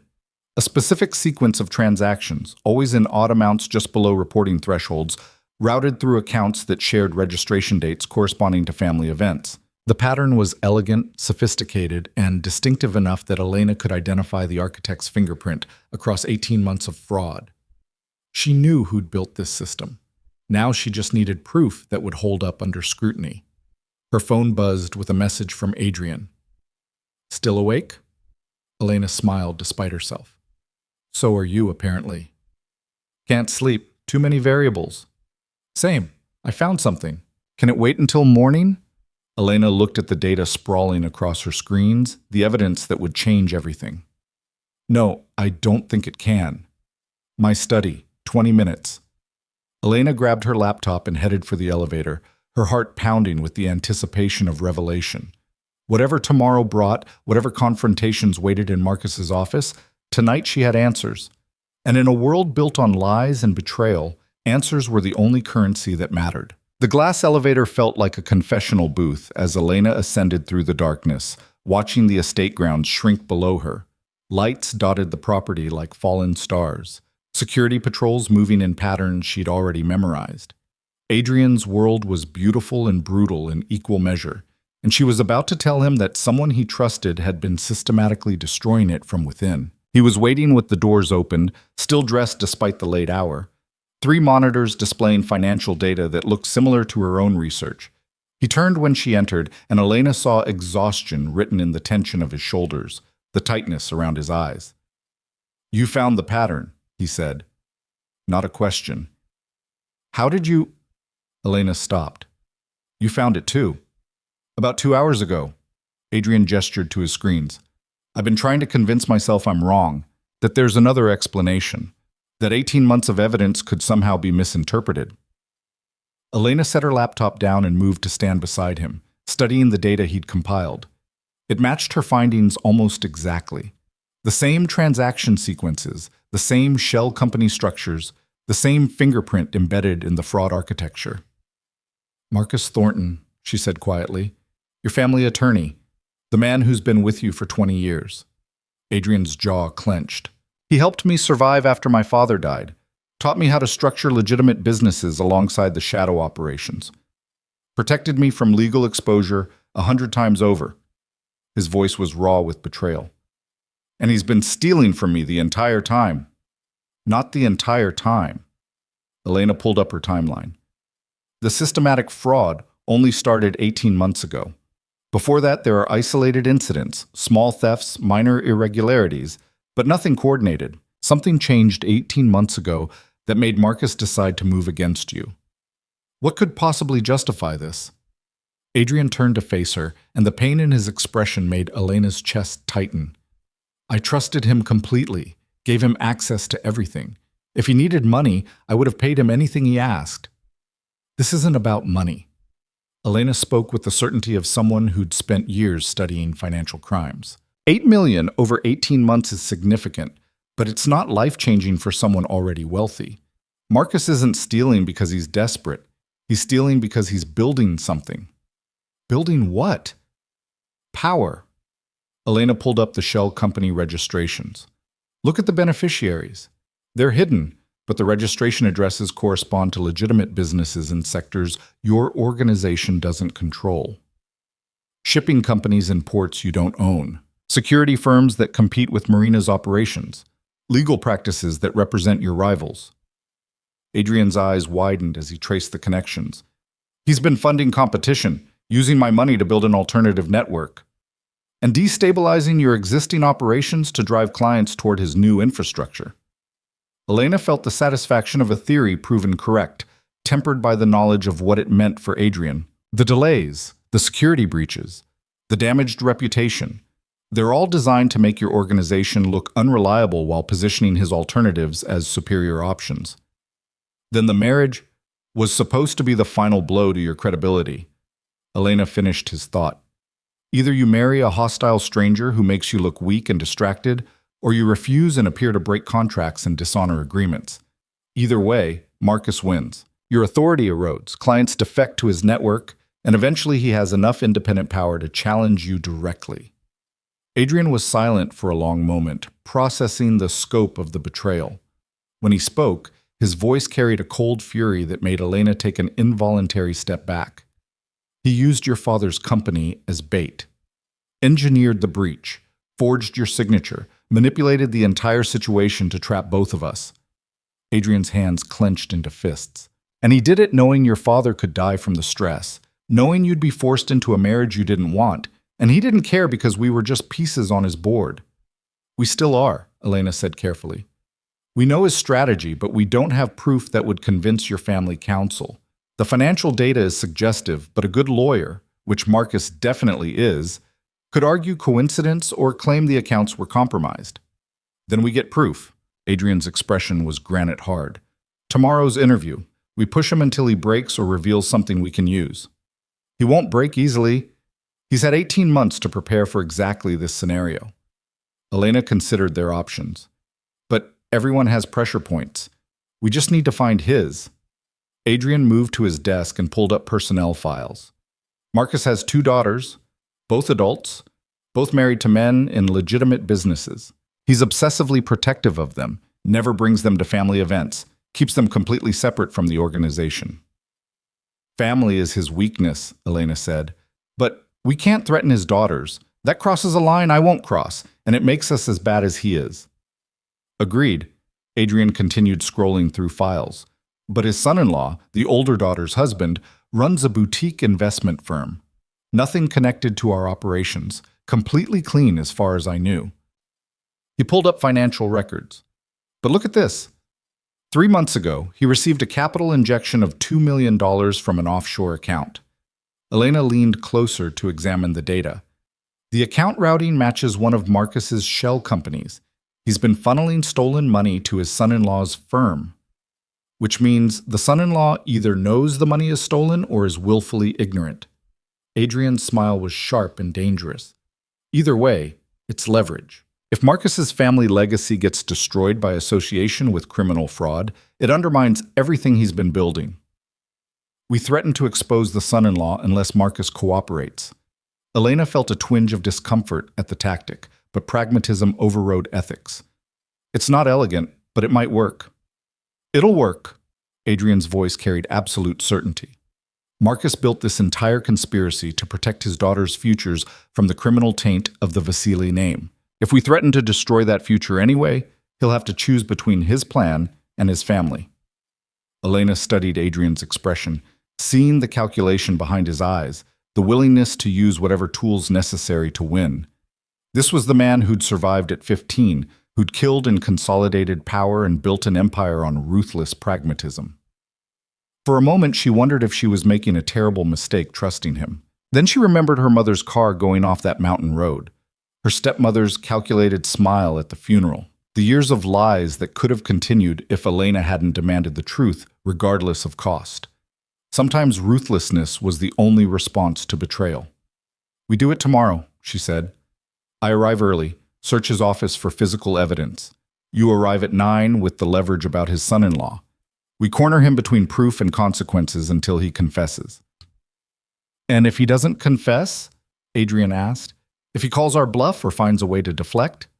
Then we take what evidence we have to your family council and force an investigation. Elena met his gaze. It's not perfect, but it's enough to create reasonable doubt. Once people start questioning Marcus's loyalty, the whole conspiracy unravels. Adrian nodded slowly. We should prepare for violence. If Marcus realizes he's cornered, he might try something desperate. You think he'd attack us in his own office? I think a man who spent 18 months building a shadow empire won't surrender it without a fight. Adrian pulled out his phone and typed a message. I'm having Marina position a team outside the building. They won't be visible, but they'll be close enough to respond if things go wrong. Elena wanted to argue that they were being paranoid, that lawyers didn't resort to violence when confronted with evidence. But she'd learned over the past week that Adrian's world operated by different rules. Confrontation here meant risk, and risk meant preparation for worst-case scenarios. I should get some sleep, she said, though her mind was racing too fast for rest. Tomorrow's going to be complicated. Elena. Adrian's voice stopped her at the elevator. What you said earlier about trusting evidence more than people. I need you to understand something. She turned back to face him, waiting. I'm trusting you with information that could destroy me, Adrian continued. The financial records, the security vulnerabilities, the internal politics. You have enough ammunition to bring down my entire organization if you wanted to. That's not strategic alignment, that's faith. The word hung between them, heavy with implication. I know, Elena said quietly. And I'm trusting you not to use my investigation as cover for something worse. Not to manipulate me the way Marcus manipulated my father. That's faith, too. Adrian crossed the distance between them in 3 strides. He stopped just close enough that Elena could feel the heat radiating from his body, see the complex emotions flickering across his usually controlled expression. I'm going to ask you something, and I need you to answer honestly, he said. When this is over, when we've exposed Marcus and secured your father's company and fulfilled the contract's terms, what happens to us? Elena's heart hammered against her ribs. She'd been avoiding this question, focusing on the investigation, treating their marriage as purely transactional. But standing here in the darkness with Adrian looking at her like she mattered beyond strategic value, she couldn't hide behind professional distance. I don't know, she admitted. I came into this planning to dissolve everything the moment I was free, but I didn't expect... She stopped, searching for words that wouldn't reveal too much. I didn't expect you to be someone I could respect, someone who keeps promises and values truth even when it's painful. Is respect enough to build on? Adrian asked. Or are we just 2 people using each other until the crisis passes? I don't know, Elena said again, more forcefully this time. I don't know how to separate what's real from what's survival strategy. I don't know if I'm capable of trusting someone I married under coercion. And I don't know if you're capable of seeing me as anything other than a useful asset. I see you, Adrian said quietly. I see someone brilliant and brave who walked into a trap and turned it into a weapon. I see someone who could have run but chose to fight instead. And I see someone who's terrified that letting herself care about anything makes her vulnerable. The accuracy of the observation stole Elena's breath. She stood frozen, every defense mechanism screaming at her to deflect, to retreat, to rebuild the walls she'd spent years constructing. Instead, she told the truth. Vulnerability got my mother killed, she said. She trusted my father, ignored the signs of his affair, and died because she didn't see betrayal coming. I won't make that mistake. I'm not your father. Adrian's voice was gentle but firm. And you're not your mother. We both know exactly what this situation is. Complicated, dangerous, built on necessity rather than choice. But that doesn't mean it can't become something real if we let it. And if it doesn't? Elena forced herself to ask. If we expose Marcus and fulfill the contract and realize we were just trauma-bonded survivors playing house? Then we dissolve the marriage as planned and we both move forward knowing we gave it an honest chance. Adrian reached out slowly, giving her time to pull away and brushed a strand of hair from her face. But I think you're more afraid of it working than failing. Because if it works, you have to admit that trust is possible even in impossible circumstances.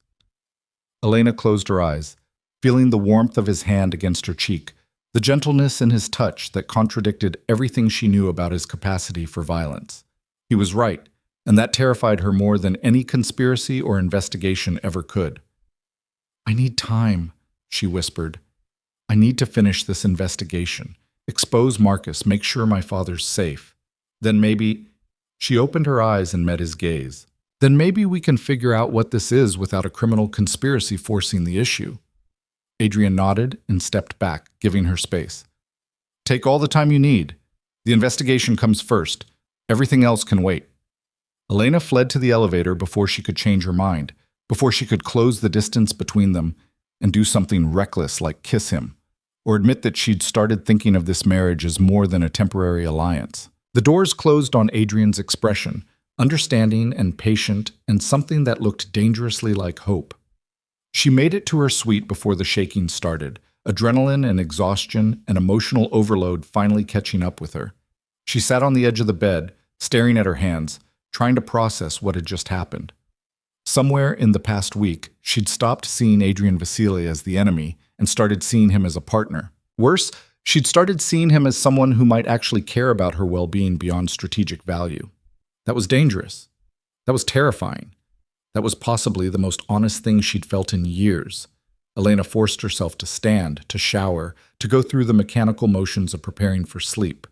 But when she finally lay down in the massive bed that still felt foreign and temporary, her mind refused to quiet. Tomorrow she'd confront Marcus with evidence of systematic fraud. Tomorrow she'd potentially put herself in danger to expose a conspiracy that had cost her father's health and her freedom of choice. Tomorrow she'd prove that evidence and logic could triumph over lies and manipulation. But tonight, alone in the darkness, Elena had to acknowledge an uncomfortable truth. She was falling for her husband, and that variable changed everything. Sleep, when it finally came, was fractured and uneasy. Elena dreamed of her mother's car going off the road, but in the dream she was the one driving, and Adrian was the passenger telling her to trust him as the brakes failed. She woke at 6 a.m. with her heart racing, the remnants of nightmare still clinging to her consciousness. Reina and Sasha were waiting outside her suite when she emerged at 7:30, dressed in a charcoal suit that projected professional authority. They followed her to the car in silence, their presence both comforting and ominous. The drive to Marcus Thornton's office building took 25 minutes through morning traffic. Elena used the time to review her strategy, mentally cataloging the evidence she needed to find, the questions she needed to ask, the pressure points she needed to exploit. The building was a gleaming tower of glass and steel in the financial district, housing prestigious law firms and wealth management companies. Marcus's practice occupied the entire 20th floor, a power statement that spoke to decades of successful client management. Elena entered the lobby at exactly 7:55, 5 minutes earlier than planned.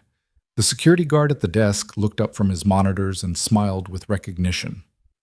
"Mrs. Vasile, Mr. Thornton's expecting you at 9, but you're welcome to wait in the lounge upstairs." The easy acceptance confirmed what Adrian had predicted. As family, she had automatic access. Elena smiled and headed for the elevators, Reina and Sasha flanking her like professional shadows. The 20th floor reception area was empty, the receptionist's desk unmanned this early. Elena walked through the glass doors into a space designed to intimidate and impress, mahogany furniture, original artwork, floor-to-ceiling windows overlooking the city. "Wait here," she told Reina and Sasha. "I need to use the restroom." They nodded, taking up positions near the elevator. Elena walked down the corridor as if heading for the facilities, but turned instead toward the executive offices. Marcus's name was etched on a bronze plaque beside double doors at the end of the hall. The office was locked, but Elena had learned basic lockpicking during her fraud investigation career, a skill that had proven useful when gathering evidence from uncooperative witnesses. This lock was high quality, but not impossible. She had it open in 90 seconds. Marcus Thornton's private office was a monument to success and tradition. Law books lined the walls, diplomas and certifications hung in expensive frames, and photographs showed Marcus with various powerful people at charity galas and political fundraisers. His desk was mahogany and organized, everything precisely placed in a way that suggested obsessive control. Elena had 15 minutes before Marcus would arrive with his morning coffee.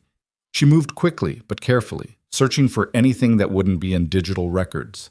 Handwritten notes, hard copy contracts, physical evidence of the conspiracy. The desk drawers were locked, but Elena's picks made quick work of them. Inside, she found exactly what she expected: legal files, client documents, nothing immediately incriminating. But in the bottom drawer, hidden beneath a false panel she almost missed, was a leather journal. Elena pulled it out with shaking hands and began reading. The entries were dated, methodical, chilling in their calculation. Marcus had documented everything: his decision to build an independent power base, his strategy for undermining Adrian's authority, his manipulation of Antonio Rossi's company to create the breach. But what made Elena's blood run cold was the reasoning behind it all. Marcus hadn't betrayed Adrian for money or ambition or resentment. He'd done it because he genuinely believed Adrian was leading the organization toward destruction, that the criminal enterprise would eventually consume the legitimate businesses, and that the only way to save the Vasily legacy was to force a transition by replacing Adrian with someone more controllable. Someone like Lucian. The journal entries explicitly detailed conversations with Adrian's brother, planning sessions where they'd mapped out the conspiracy, agreements about how to divide power once Adrian was removed. Lucien hadn't just been complicit, he'd been Marcus's partner from the beginning.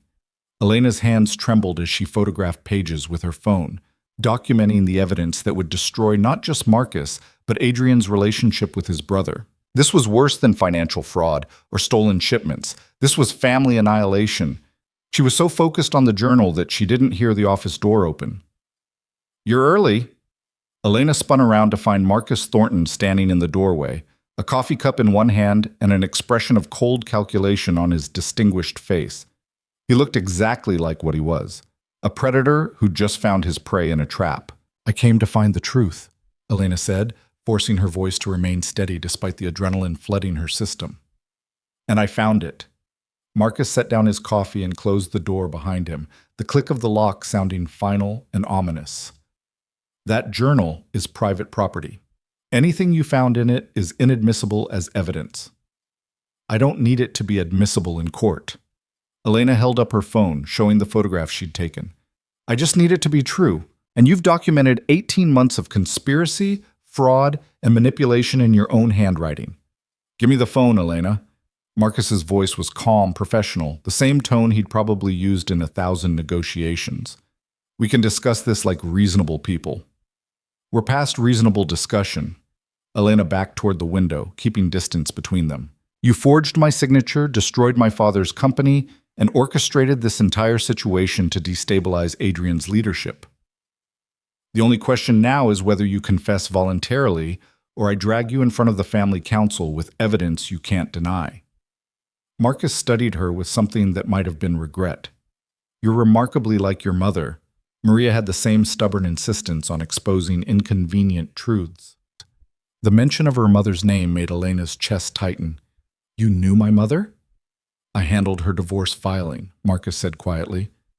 20 years ago, when she'd finally gathered enough evidence of Antonio's affair to leave him. She was brilliant, determined, absolutely certain that truth and justice would prevail. His expression turned sorrowful.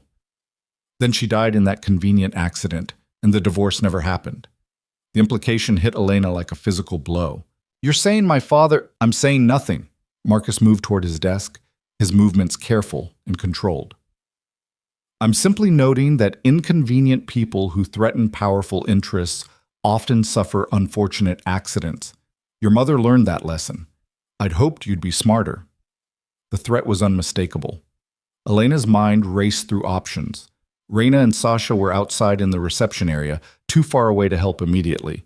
Adrian wouldn't arrive for another 30 minutes. She was alone in a locked office with a man who'd just implied he'd helped murder her mother. "If you hurt me, Adrian will destroy you," Elena said, surprised by the steadiness in her voice. "You've spent 18 months building this conspiracy. Killing me now throws away everything." On the contrary, Marcus reached into his desk drawer and pulled out a small pistol, the kind of weapon that looked almost decorative but was undoubtedly functional. "Your death creates the perfect distraction. Adrian grieves his murdered wife, the investigation focuses on external threats, and Lucien steps up to help his devastated brother through the tragedy." He smiled sadly. "I'm sorry, Elena. You were supposed to be a decorative distraction, not an actual threat. This is your own fault." Elena calculated distances. trajectories, probability of escape. None of the numbers looked good. Then the office door exploded inward with a force that sent wood splinters flying across the room. Adrian stood in the doorway, fury written across his face in lines of barely controlled violence. Behind him, Reina and Sasha had weapons drawn, trained on Marcus with professional precision. "Drop the gun," Adrian said quietly. "Now." Marcus's smile never wavered. "You're early. The appointment was for 9. "My wife texted me a single word 20 seconds ago," Adrian said. "The emergency code we established yesterday. So I'm here, and you're going to put down that weapon before I let Marina's people turn your brains into abstract art." Elena's hand had apparently sent the emergency text on pure instinct, muscle memory from the security protocol Adrian had insisted they establish. She'd been so focused on the threat that she hadn't consciously registered the action. Marcus looked at the gun in his hand, then at the 3 weapons pointed at him, and made the calculation any intelligent person would make. He set the pistol on the desk and stepped back, hands raised in surrender. "This doesn't change anything," he said. "I have lawyers, resources, and enough dirt on this organization to bury all of you. You can't touch me without destroying yourselves." "We'll see." Adrian crossed the room to stand beside Elena, his hand finding hers and squeezing once, a gesture of reassurance and solidarity. "Marina, secure him. Elena and I need to have a conversation with my brother." Marcus's expression finally cracked, revelation and resignation warring across his features. "You know about Lucien?" "We know everything." Elena held up her phone, showing the photographed journal entries. "Every conversation, every plan, every manipulation. You documented it all like you were proud of it." "I was protecting the family legacy," Marcus said, and for the first time emotion bled into his voice. "Adrian's criminal enterprises are unsustainable. Eventually, law enforcement or rival organizations will bring everything down. I was building an exit strategy, a way to preserve the legitimate businesses and transition to legal operations. By destroying my authority and installing a puppet you could control," Adrian said coldly. "That's not protection, that's a coup. That's survival." Marcus met Adrian's gaze without flinching. "You're too much like your father, brilliant, ruthless, and convinced that violence and intimidation can solve everything. I watched Alessandro Vasile destroy himself through arrogance and overreach. I won't watch you do the same thing." Adrian was silent for a long moment, something complicated passing across his expression. Then he turned to Marina. "Take him to the estate," he said. "Secure detention, full monitoring, no outside communication. The family council meets tomorrow. He can explain himself to everyone then."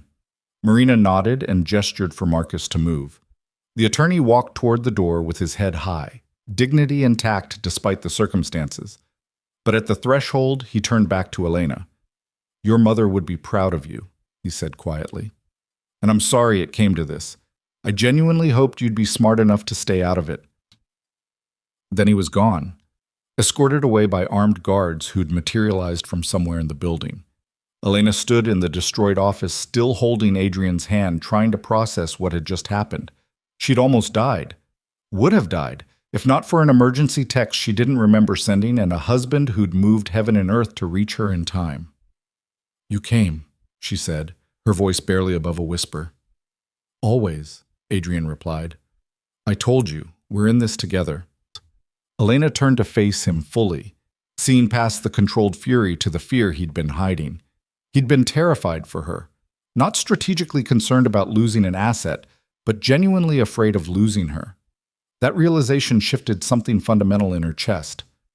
"Lucien," she said, because focusing on the investigation was easier than examining what she felt.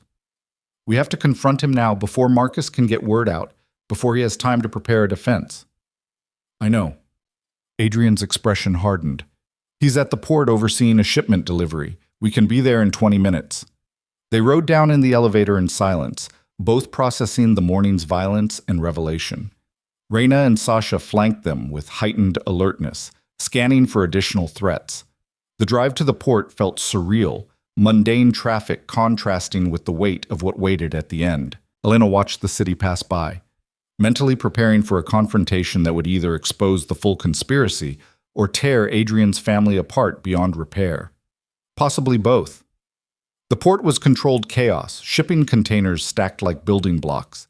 Massive cranes moving cargo with mechanical precision, workers shouting instructions in a dozen languages. Adrian led Elena through security checkpoints with the ease of someone who owned everything in sight. They found Lucien in a warehouse office, reviewing manifests with the logistics coordinator. He looked up when they entered, and his brilliant smile froze when he saw their expressions. "Brother?" His voice was careful, controlled. "This is unexpected. Is everything all right?" "Marcus is in custody," Adrian said without preamble. "We know about the conspiracy. All of it. 18 months of fraud, sabotage, and systematic betrayal. And we know you've been his partner from the beginning." Lucian's smile vanished. He dismissed the logistics coordinator with a gesture, waiting until they were alone before speaking. "Let me guess." Elena found evidence. "She's remarkably good at uncovering inconvenient truths." Lucian's tone was almost admiring. "I told Marcus she'd be a problem, but he insisted she'd be manageable. Clearly, he underestimated her."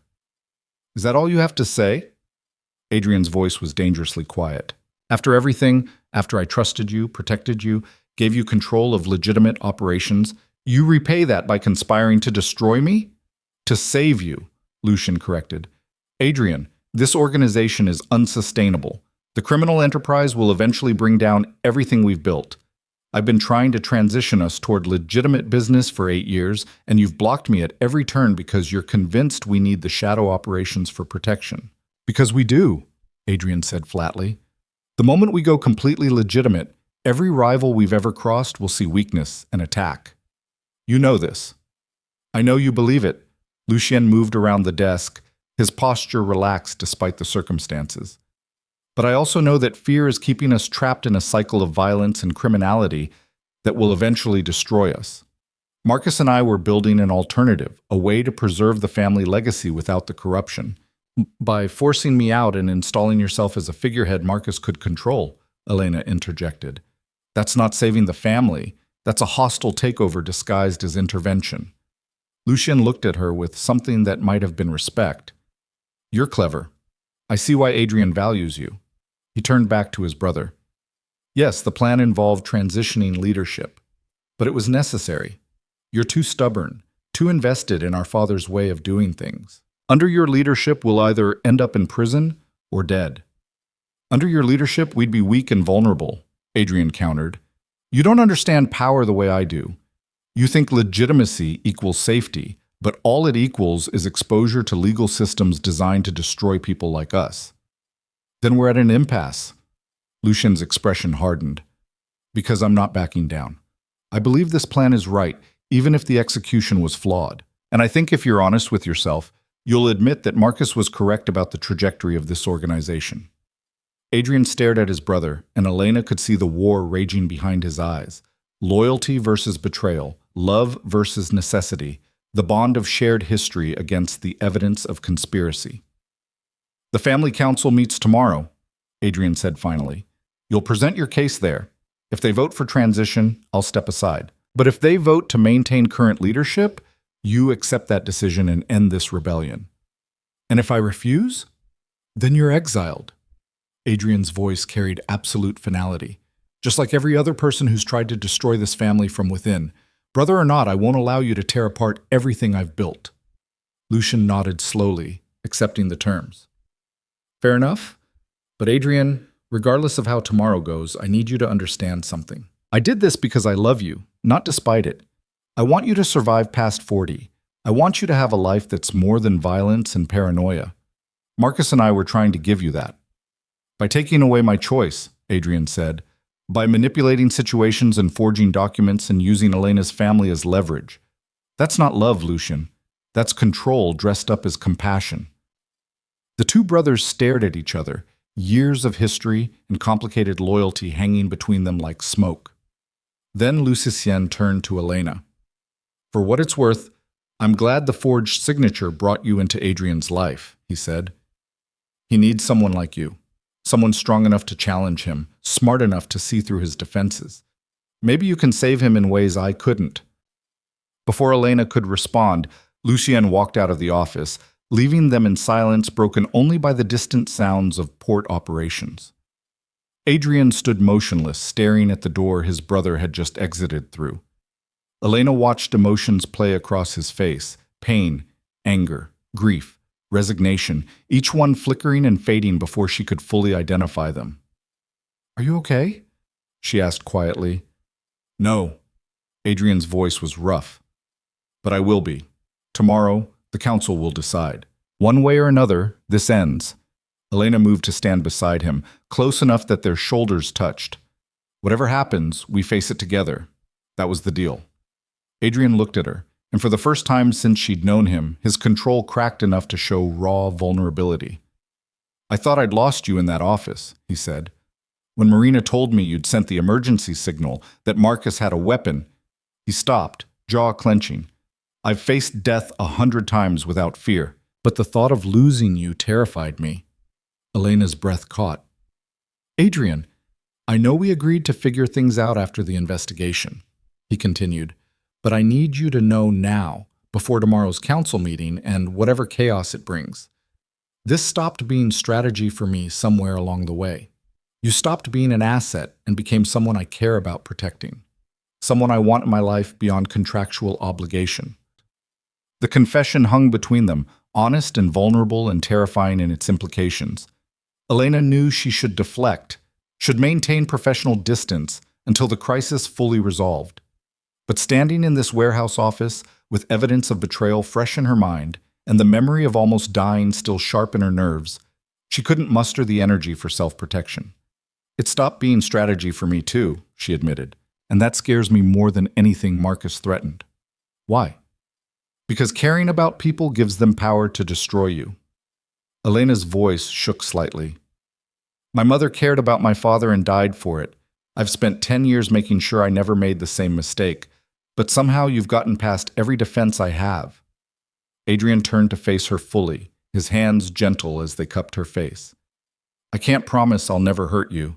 This world, this life, people get hurt, but I can promise I'll never deliberately betray you. That whatever challenges we face them as partners who chose each other freely." "We didn't choose this," Elena whispered. "We were forced together by conspiracy and manipulation." "We were introduced by conspiracy," Adrian corrected. "But we're choosing to stay by our own free will. That's what matters." He was right, Elena realized. The forged signature had brought them together, but everything since, the investigation, the trust, the growing connection, that had been their choice. Their decision to be honest with each other, to work together, to see past the circumstances to the people beneath. "After tomorrow," she said, "after the council meeting and whatever fallout comes from it, we figure out what this is, what we are. No more hiding behind the investigation." "After tomorrow," Adrian agreed. Then he kissed her, and Elena let herself fall into it. Let herself trust that this man who'd protected her, valued her intelligence, and given her partnership instead of control, might actually be someone worth the risk of vulnerability.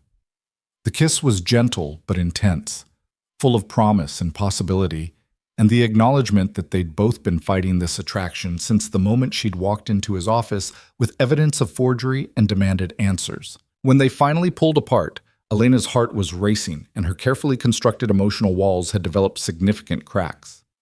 "We should go," she said, voice unsteady. "Prepare for tomorrow. The council meeting will decide everything." "Together," Adrian confirmed. They walked out of the warehouse hand in hand, facing an uncertain future, but facing it as partners who'd chosen each other despite impossible circumstances. Tomorrow would bring revelation, confrontation, and the final unraveling of Marcus's conspiracy. But tonight, for the first time since this all began, Elena allowed herself to hope that something real and lasting might emerge from the wreckage. The estate felt different when they returned that evening, charged with the weight of what tomorrow would bring. Elena had lived in this gilded fortress for less than a week, yet it had become the stage for a confrontation that would reshape not just her life, but the entire Vasily empire. She stood at the window of her suite, watching sunset paint the ocean in shades of crimson and gold, and wondered if beauty could exist in a world built on such complicated foundations. A knock at the door pulled her from contemplation. Adrian entered without waiting for permission, carrying 2 glasses and a bottle of wine that probably cost more than her previous month's rent. "Thought you might need this," he said, pouring generous measures. Tomorrow's going to be brutal.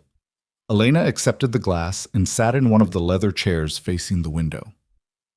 Adrian took the other, and for several minutes they simply drank in silence, watching darkness consume the light. "Tell me about the council," Elena said finally. "The people who will be deciding our fate tomorrow."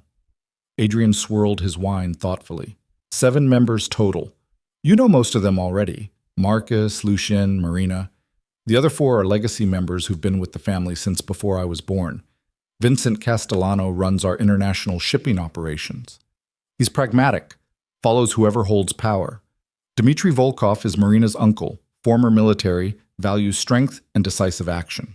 Catherine Way manages our financial holdings, brilliant with numbers, completely ruthless in negotiations. And Father Michael oversees charitable foundations that launder our reputation. A priest? Elena couldn't hide her surprise. Former priest, Adrian corrected. Defrocked for embezzlement 20 years ago. My father gave him a second chance, and he's been managing the family's philanthropic facade ever since. He believes redemption is possible for anyone, which makes him dangerously forgiving of people who shouldn't be forgiven. Elena processed this information, building psychological profiles of people she'd need to convince tomorrow. How do they typically vote? Block patterns, alliances? Vincent and Dmitry usually align with whoever demonstrates power most convincingly.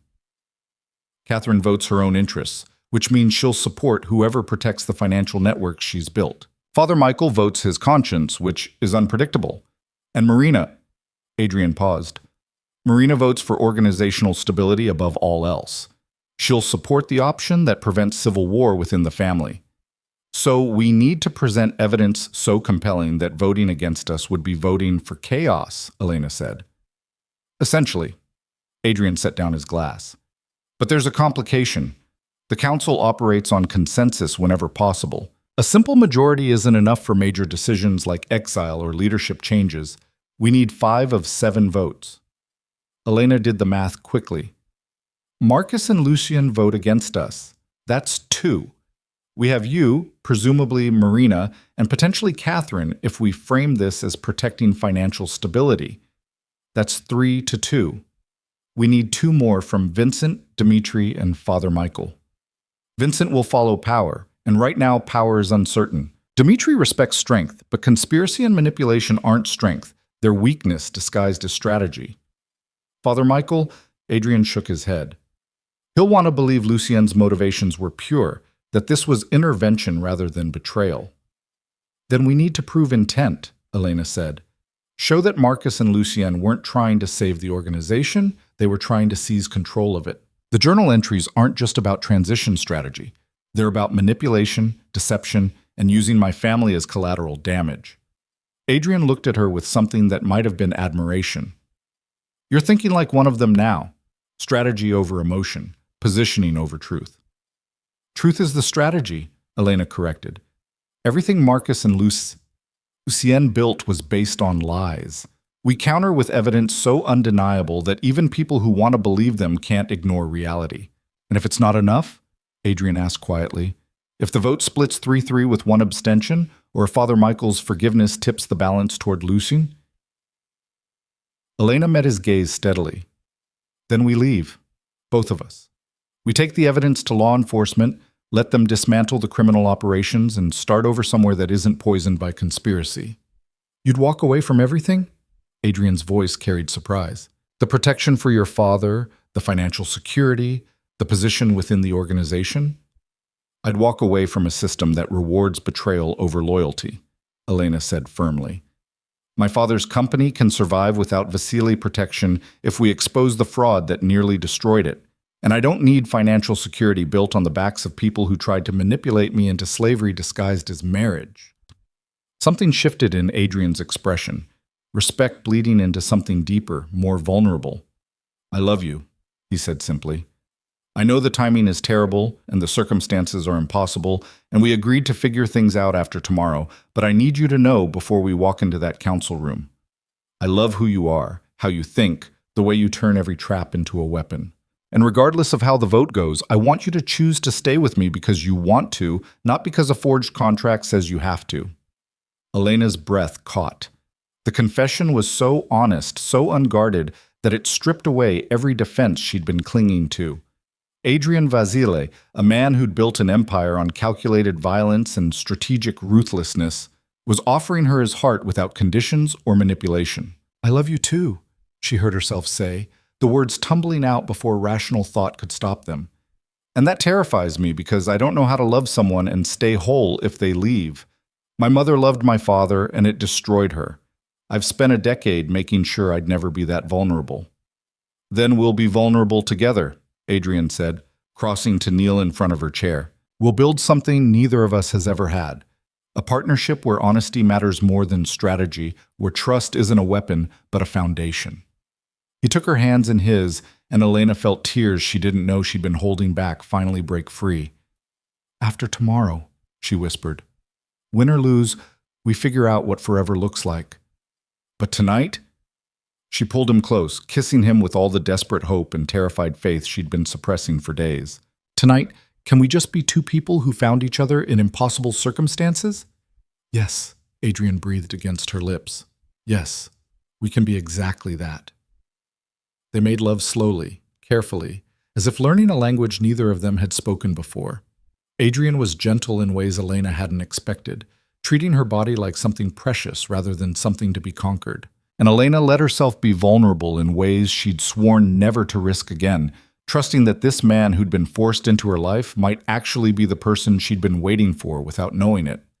Afterward, they lay tangled together in sheets that smelled like expensive detergent and new beginnings, watching moonlight paint patterns across the ceiling. "Whatever happens tomorrow," Adrian said quietly, "thank you for this, for choosing me despite everything." "Thank you for being worth choosing," Elena replied. They fell asleep like that, wrapped in each other, in the fragile hope that truth might actually triumph over conspiracy. Morning came too quickly. Elena woke to find Adrian already awake, watching her with an expression that was equal parts tenderness and resolve. "It's time," he said. They dressed in silence, Elena choosing a suit that projected authority without aggression. Adrian in the kind of tailored perfection that reminded everyone who held power. They met Marina in the hallway outside the council chamber, and Elena was struck by how exhausted the security chief looked. "Everything's ready," Marina said. "Marcus and Lucien are already inside. The others are arriving now. Vincent looks nervous, which is good for us. Nervous people want stability. Dimitri's angry, which could go either way. Catherine has her poker face on, and Father Michael..." She shrugged. "He's praying, which means he hasn't decided yet." "The evidence?" Adrian asked. Marina handed him a tablet. Financial records, the journal photographs Elena took, communications logs showing coordination between Marcus and Lucien. Everything documented, cross-referenced, undeniable. If this doesn't convince them, nothing will. Elena's phone buzzed with a text from her father. "Good luck, Tesoro. I believe in you." She replied quickly, "Thank you, Papa. I'll call you when it's over." Then she silenced her phone and followed Adrian into the room where her fate would be decided. The council chamber was designed for intimidation, dark wood paneling, a massive table that could seat 20, portraits of previous Vasile patriarchs glaring down from the walls. 6 people were already seated, their expressions ranging from hostile to carefully neutral. Marcus sat at one end, looking composed despite being in custody. Lucien was beside him, golden and charming even now. The other 4 council members occupied the sides, Vincent with his nervous energy, Dimitri radiating military discipline, Catherine examining her manicured nails with studied disinterest, and Father Michael with his hands folded in an attitude that might have been prayer or contemplation. Adrian took the seat at the head of the table.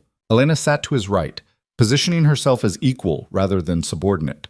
Marina remained standing, tablet ready to present evidence. "We all know why we're here," Adrian began, his voice carrying the absolute authority of someone who'd never questioned his right to command. "Marcus Thornton and Lucien Vasile have been running a systematic operation to destabilize this organization, steal resources, and ultimately remove me from leadership. We have extensive evidence of their conspiracy, and this council will decide how to proceed." "We were trying to save the organization from your self-destructive leadership," Lucien countered smoothly. Everything we did was designed to transition towards sustainable, legitimate operations before your criminal enterprises destroyed everything our family built. By forging documents and using innocent people as leverage, Elena's voice cut through the room like a blade. By manipulating my father's company into a breach that nearly killed him, then forging my signature to force a marriage designed to undermine Adrian's authority? Collateral damage in service of a greater good, Marcus said calmly. Your father's company was already failing. The marriage was meant to be beneficial for everyone. You'd gain protection and status.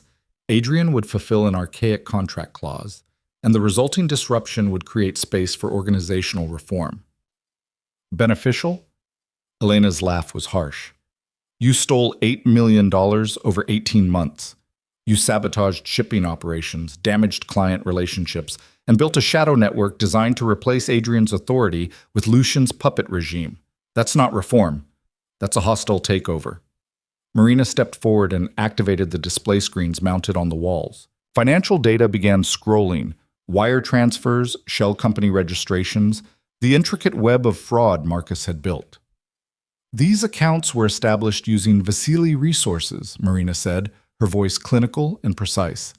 The registration dates correspond with family events Marcus had intimate knowledge of. The routing patterns match his legal practice's standard protocols. And the beneficiaries, she pulled up another screen showing ownership structures, include his son-in-law's investment firm, which received $2 million in stolen funds 3 months ago. Marcus's composure cracked slightly. That investment was legitimate business. It was money laundering using stolen resources, Catherine Way interrupted, speaking for the first time. Her voice was sharp, analytical. I've reviewed these transactions. The shell company structures are elegant, but they're definitely designed to hide the original source of funds. This isn't organizational reform. This is embezzlement on a massive scale. With my cooperation, Lucian added, Marcus wasn't acting alone. I authorized the transition funds because I still believe, that Adrian's approach is unsustainable. Yes, we manipulated situations. Yes, we used aggressive tactics. But we did it to save this family from eventual destruction. By destroying trust, Dmitry Volkov said, his accented voice carrying the weight of someone who'd survived real wars. I served in military for 20 years. I understand necessity, harsh decisions, collateral damage, but I also understand chain of command. You don't save organization by conspiring against leadership. You present evidence, make case, let people choose. This, he gestured at the financial data. This is coup, not reform. Father Michael, Lucian turned to the former priest with something like desperation. You've always believed in second chances, in redemption through honest intent. I'm telling you honestly, everything I did was motivated by love for my brother and this family. I want Adrian to survive, to thrive, to have a life beyond violence and paranoia. Is that so terrible? Father Michael was quiet for a long moment, his weathered face unreadable. When he spoke, his voice carried the sadness of someone who'd seen too many good intentions pave roads to destruction. Lucien, my boy, the greatest sins are often committed in the name of love. Your father loved this family too, loved it so much that he justified terrible things as necessary protection. I watched that love corrupt him, watched it turn noble intentions into cruelty and control. He looked at the financial evidence still displayed on the screens. What you and Marcus did, the manipulation, the forgery, the way you used Elena's family as pawns, that's not love. That's control disguised as compassion, and it needs to end. The words hit Lucian like physical blows. Elena watched him process the rejection from the one person he'd counted on for understanding, saw the moment he realized his gambit had failed. Vincent, Marcus turned to the shipping operations manager with desperate calculation. You've worked with me for 15 years. You know I've always put the family's interests first. This council is about to make a decision that could tear apart everything we've built. Side with me, and we can still salvage this transition. No, Vincent said flatly. You involved my operations in your conspiracy without my knowledge. 3 of the shell companies you created were registered using my shipping routes as cover. You made me complicit in fraud I didn't authorize and didn't profit from. His nervous energy had transformed into cold anger. I vote for stability, Marcus. And right now, stability means removing the people who've been creating chaos for 18 months. Elena felt the momentum shift in the room, saw the moment when Marcus understood he'd lost. But he wasn't finished yet.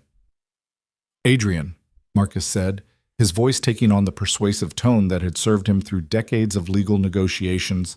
I know you're angry, you feel betrayed, but think about what I'm offering.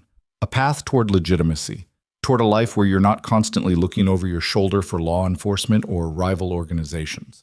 Lucien and I built the infrastructure for transition. All you have to do is embrace it instead of fighting it. By exiling you for conspiracy and fraud, Adrian said quietly, by removing my brother from leadership positions and never trusting him with authority again. That's what you're asking me to embrace? The destruction of family bonds in service of your vision of what we should become. Sometimes family bonds need to break so something healthier can grow, Marcus replied. Your father understood that.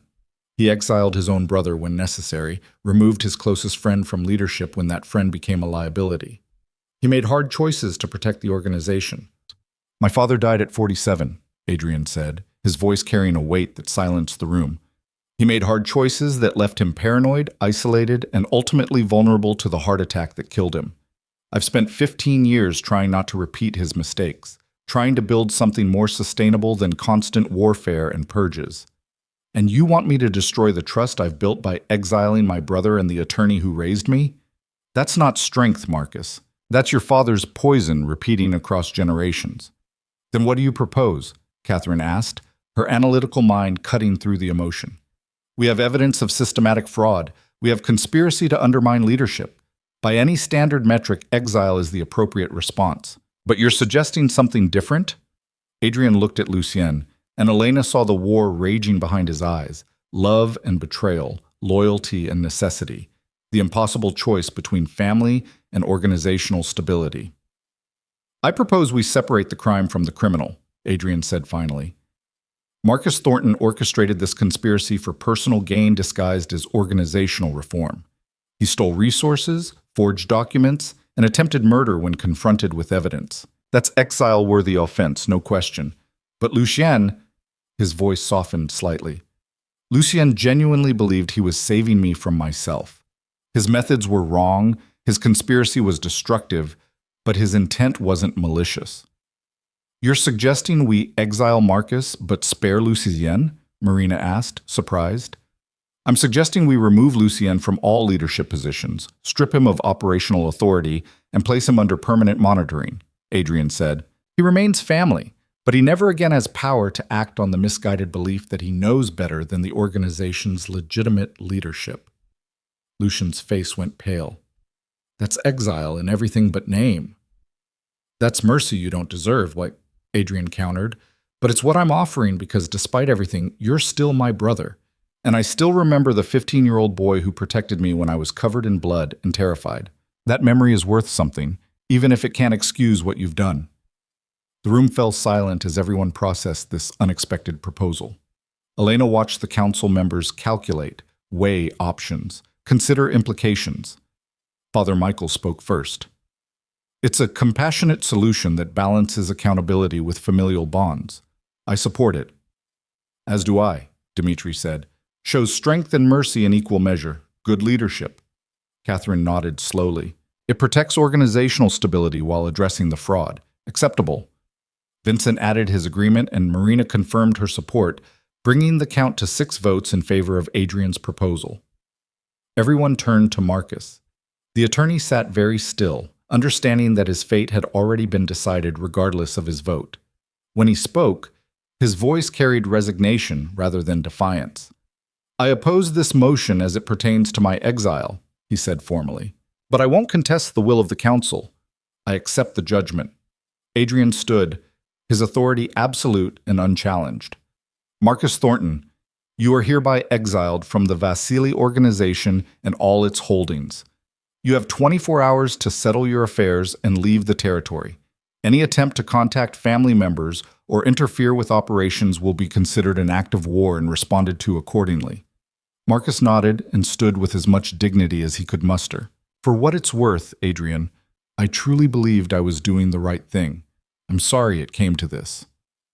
So am I, Adrian said quietly. Marina's security team escorted Marcus from the room. The door closed behind him with a finality that seemed to drain the oxygen from the space. Adrian turned to Lucien. You will resign from all operational positions effective immediately. Your financial holdings in the organization remain, but you have no vote, no authority, no input on decisions. You live your life, pursue legitimate business interests, but you never again try to manipulate or control this family. Are those terms clear?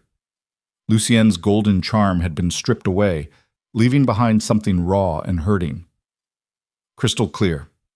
He looked at his brother with an expression Elena couldn't quite read. I'm sorry, Adrian. I thought I was saving you, but I only proved I never understood you at all. You understood me, Adrian said. You just didn't trust me, and that's the part I can't forgive. Lucien left without another word, and Elena felt the weight of what had just happened settle over the room like ash after fire. The council members began filing out, offering quiet congratulations to Adrian, nodding respectfully to Elena. Within minutes, only Adrian, Elena, and Marina remained in the chamber that had witnessed the implosion of a conspiracy 18 months in the making. You did it, Marina said to Elena. You found the evidence, built the case, and convinced the council. That's extraordinary work. We did it, Elena corrected. All of us working together. Marina smiled slightly. Welcome to the family, Elena. The real family, not the conspirators masquerading as one. She gathered her tablet and headed for the door. I'll coordinate Marcus's departure and ensure Lucien complies with the restrictions. You two should take the rest of the day. You've earned it. Then they were alone in the aftermath of revelation and judgment. Adrian sank into his chair, exhaustion finally showing through his controlled facade. I exiled my mentor and destroyed my relationship with my brother. We won, but it doesn't feel like victory. Elena moved to stand behind him, her hands gentle on his shoulders. Victory rarely feels clean when it costs you people you love. But you made the right choice, protecting the organization while showing mercy where you could. That takes more strength than simple revenge.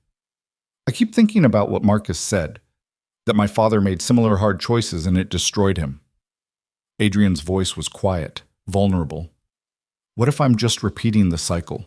What if 15 years from now, I'm paranoid and isolated and broken by the weight of decisions like this?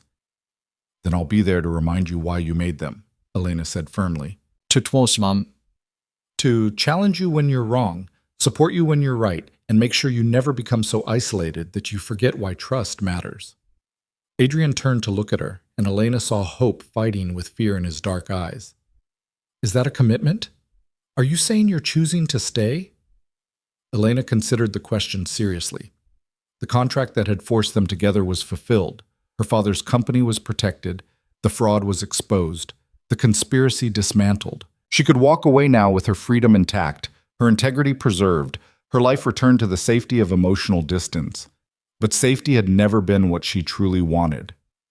I'm saying I choose you, Elena said. Not because a forged document says I have to, not because circumstances force it, but because somewhere in the chaos of this impossible situation, I fell in love with who you are. The man who offers partnership instead of control, who values truth over comfort, who's capable of mercy even when it costs him everything. Adrian stood and pulled her into his arms, holding her like she was the only solid thing in a world that had just shifted beneath his feet. I love you, Elena Vasily. And I promise, every day for the rest of our lives, I'll make sure you never regret choosing to stay. They stood like that for a long time. Two people who'd been brought together by conspiracy and chose to remain together through love, watching sunlight stream through windows that overlooked an empire they'd saved from destroying itself. 6 months later, Elena stood in an office that had once belonged to Marcus Thornton, now converted into her official workspace as the Vasily organization's chief compliance officer. The irony wasn't lost on her. She'd married into a criminal enterprise and somehow ended up in charge of making it progressively less criminal. The legitimate operations had expanded under her oversight, profit margins improving as efficiency increased and fraud decreased. She'd implemented transparent accounting systems, established ethical guidelines for business practices, and created pathways for transitioning shadow operations into legal ventures whenever possible. It was slow work, complicated by the reality that some elements of the organization couldn't transition without catastrophic exposure. But progress was being made. Incremental victories that suggested maybe Lucien's vision of legitimacy wasn't entirely impossible.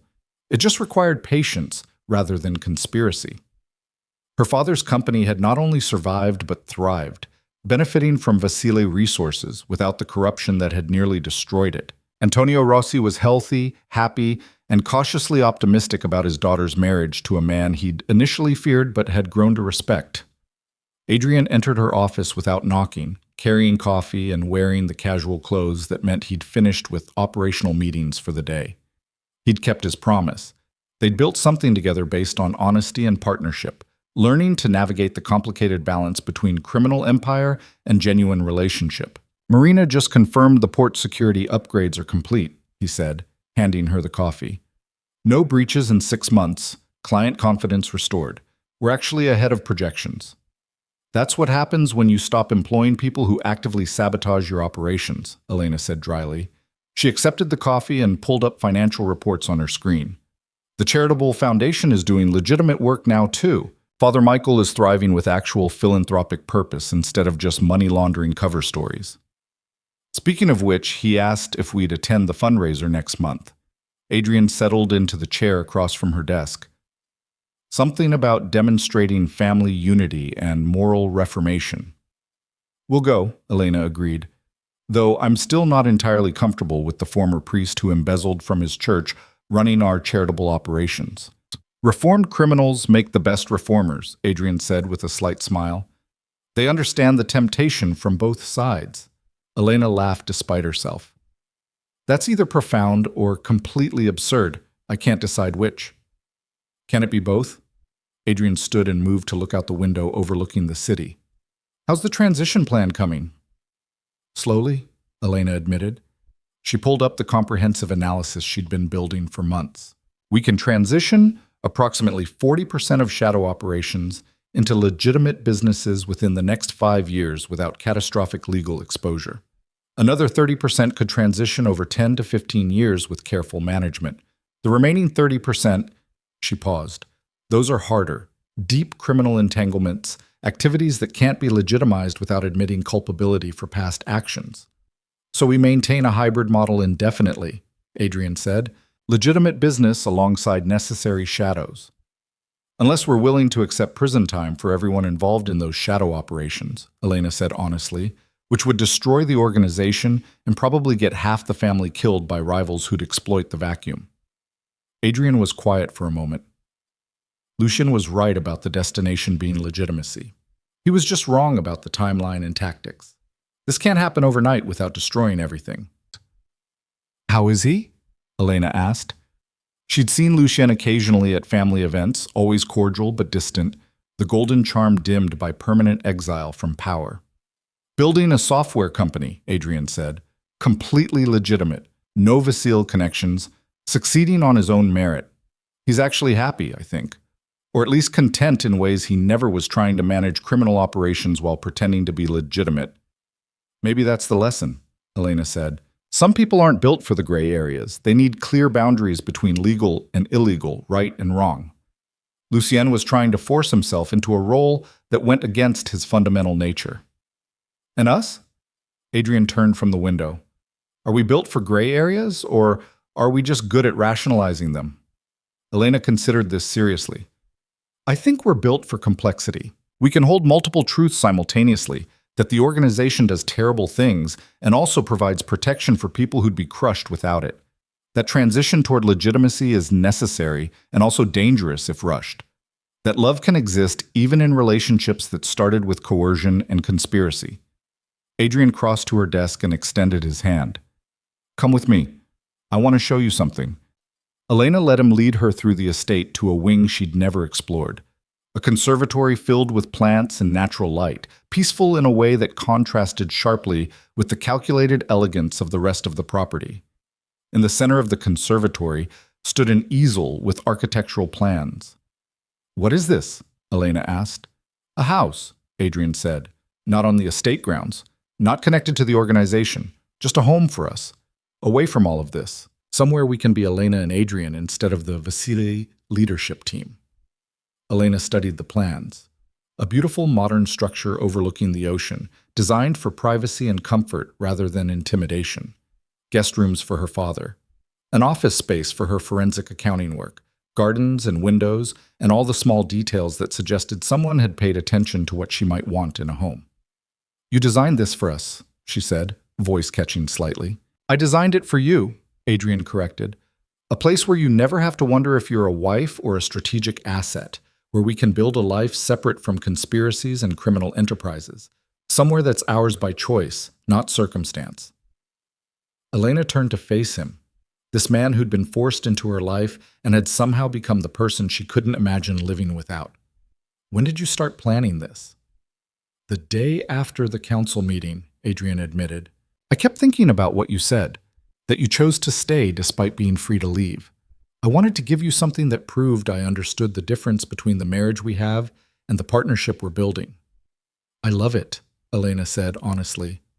"I love that you thought about what I'd want, that you're creating space for us to be more than our roles in this organization." She moved closer to him. "But I also love the complexity of what we have here. The challenge of reforming something broken, of finding honor in ambiguous situations. You don't have to separate me from the Vasile world to prove you love me." "I know," Adrian said, "but I want you to have the option. To know that you can step away when it becomes too much. That you have a sanctuary built specifically for the life we're creating together." Elena kissed him then, pouring into it all the gratitude and love and terrified faith that had brought them from forced marriage to genuine partnership. When they pulled apart, she was smiling. "Build the house," she said. "We'll use it for weekends and holidays and all the moments when we need to remember why we're fighting to make this organization better. But we stay here too, in the middle of the complexity, because that's where we do our best work." "Together," Adrian confirmed. "Always together," Elena agreed. They stood in the conservatory surrounded by living things that had learned to thrive despite being transplanted into controlled environments. Two people who'd found unexpected growth in circumstances designed to break them. The conspiracy that had forced them together was dismantled. The contract that had bound them was fulfilled. The organization that had nearly destroyed itself was slowly transforming into something more sustainable. But the marriage, the real marriage built on choice and trust, and the daily decision to choose partnership over safety, that was just beginning.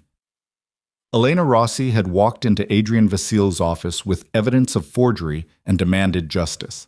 She'd found conspiracy, betrayal, and a forced marriage that should have been a prison. Instead, she'd found a partner who valued her intelligence over her compliance, who offered freedom instead of control, and who'd proven that even relationships born from manipulation could transform into something genuine through honesty and shared purpose. They'd built an empire together, not through violence or coercion, but through the revolutionary act of treating each other as equals deserving of truth. And in a world built on lies and shadows, that truth was the most powerful weapon they'd ever wielded. The game that had forced them together was over. The life they were building together had only just begun. And Elena Vasile, wife, investigator, reformer, and partner, walked into that future with the absolute certainty that she'd made the right choice.